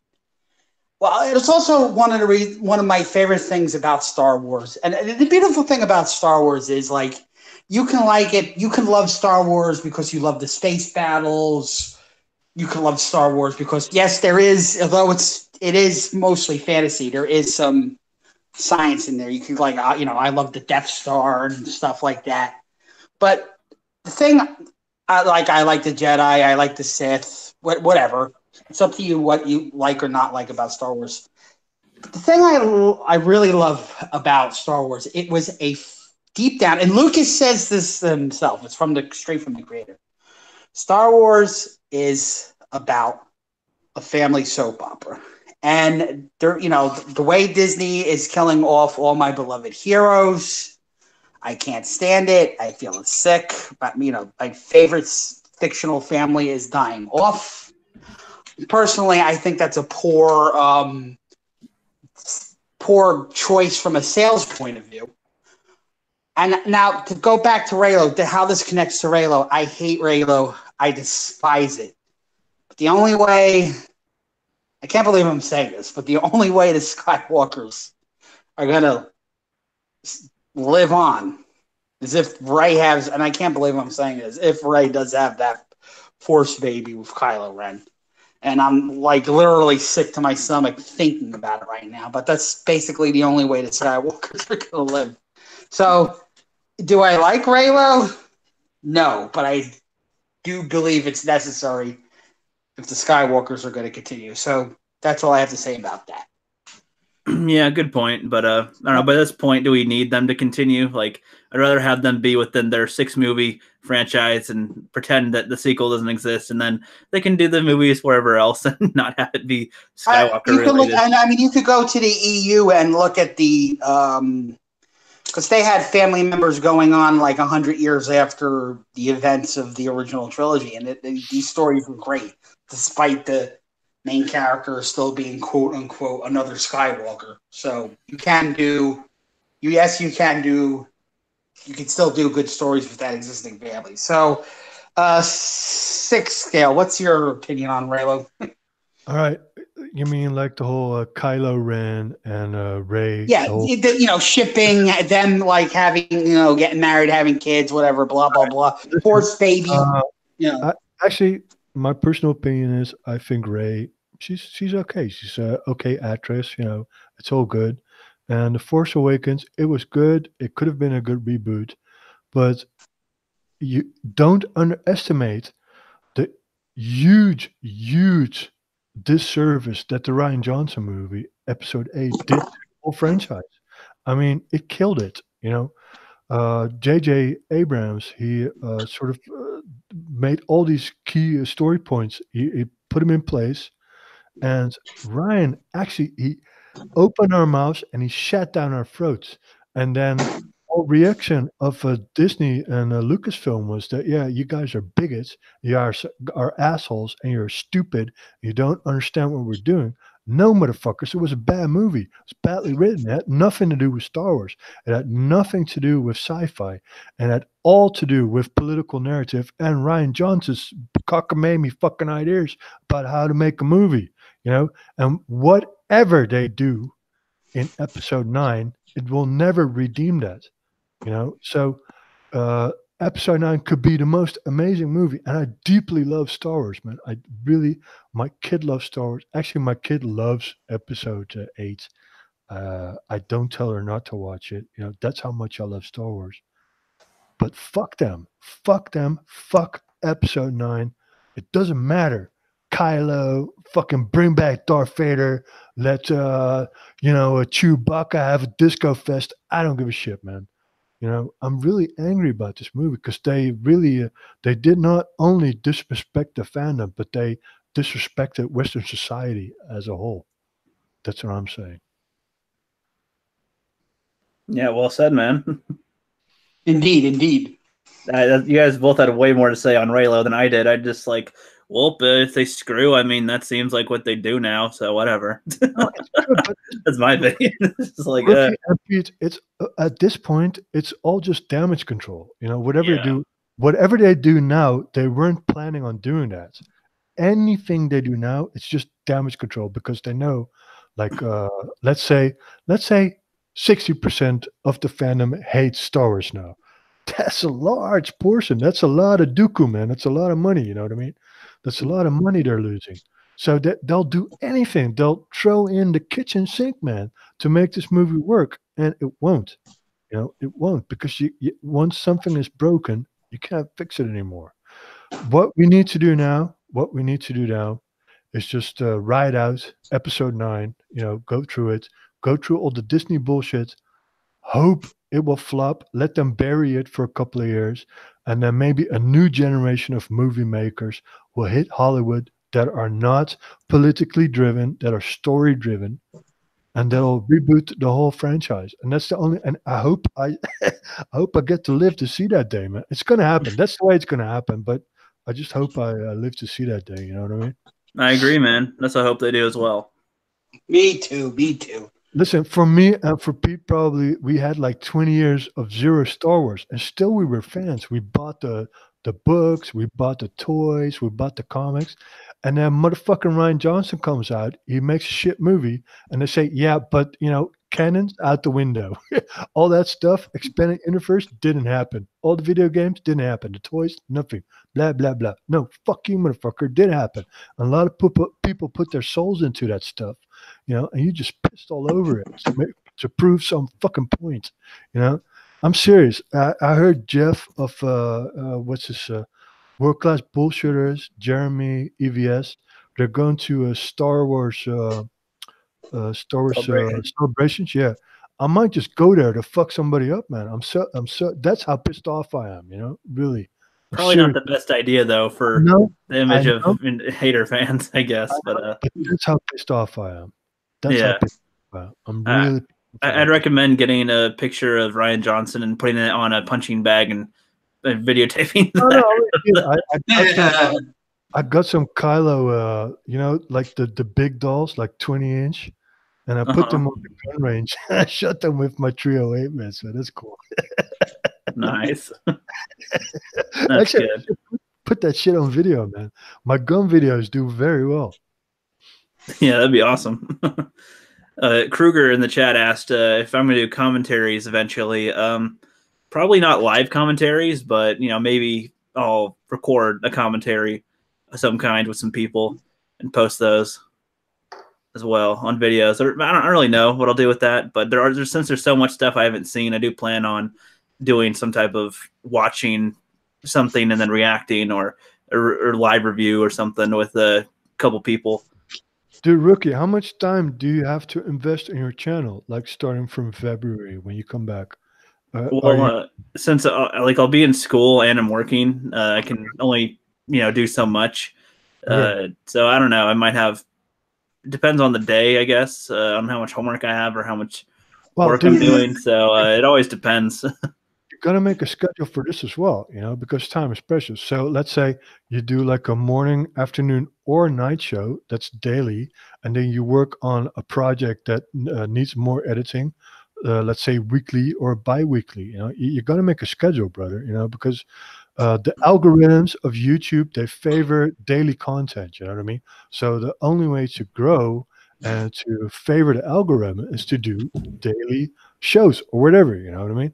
So yeah, you have to schedule that stuff, brother. You have to schedule it in. You can't just jump in and ad hoc it. You have to make a schedule. Well, yeah, but I can't make a guaranteed schedule because of the other stuff going on around. So I don't want to make a schedule that I can't keep either. No, but let's say you do something like EVS does or World Class Bullshit. What do you do? I have a plan for once a week doing a stream, a scheduled stream once a week, maybe a couple here and there. But I'll also be guests on other people's streams sometimes too. So I can't really guarantee when I'll post everything all the time. But during my hiatus, I plan on working on multiple videos, and hopefully when I start again, I'll be able to post a couple videos a week by then, like getting that head start. Personally, I think you should be less of a guest on other people's stream, but more of a Patreon and interact with larger channels that way, because then they shout you out without you necessarily having to create content. You know what I mean? So that just it's all about efficiency, you know? Pete, what do you think about this? Well, I believe Rookie's doing fine. I believe he should keep, growing, expanding. Have occasional, like, one day have like a let's talk about anything, then like another day let's stick to a structure. No, but I mean, if you're like a full-time YouTuber, that's my point. If you're a full-time YouTuber, you can do whatever you want. You know what I mean? Sky's the limit. But since he has a job and a school to attend to, which actually are more important things than YouTube. Right. Yes. You should kind of schedule it in. That's my point. You know what I mean? Like make a real plan. Like make a battle plan. You know what I mean? Yeah, I try to. I try to as much as I can, but there's so many other factors that come into play that affect it. Like with just regular life stuff, work might need more hours sometimes, or projects might need more attention than certain other weeks. And then I can't guarantee to put something out for a channel, or if I planned on making a video and posting it at some point, like would try to do it, but maybe I find out more information, or it's taking longer than I thought, or something goes up. I mean, I tried to do that before too, and I ended up putting out bad quality stuff, and for a brief time a couple months ago, and I didn't really like doing that. Didn't you say you were at work and somebody sort of stiffed you on a shift, and you had to do like double shifts, and that's why things? Yeah, last week. That's pushing, man. But you gotta sort of calculate that in if you're in that situation. You know what I mean?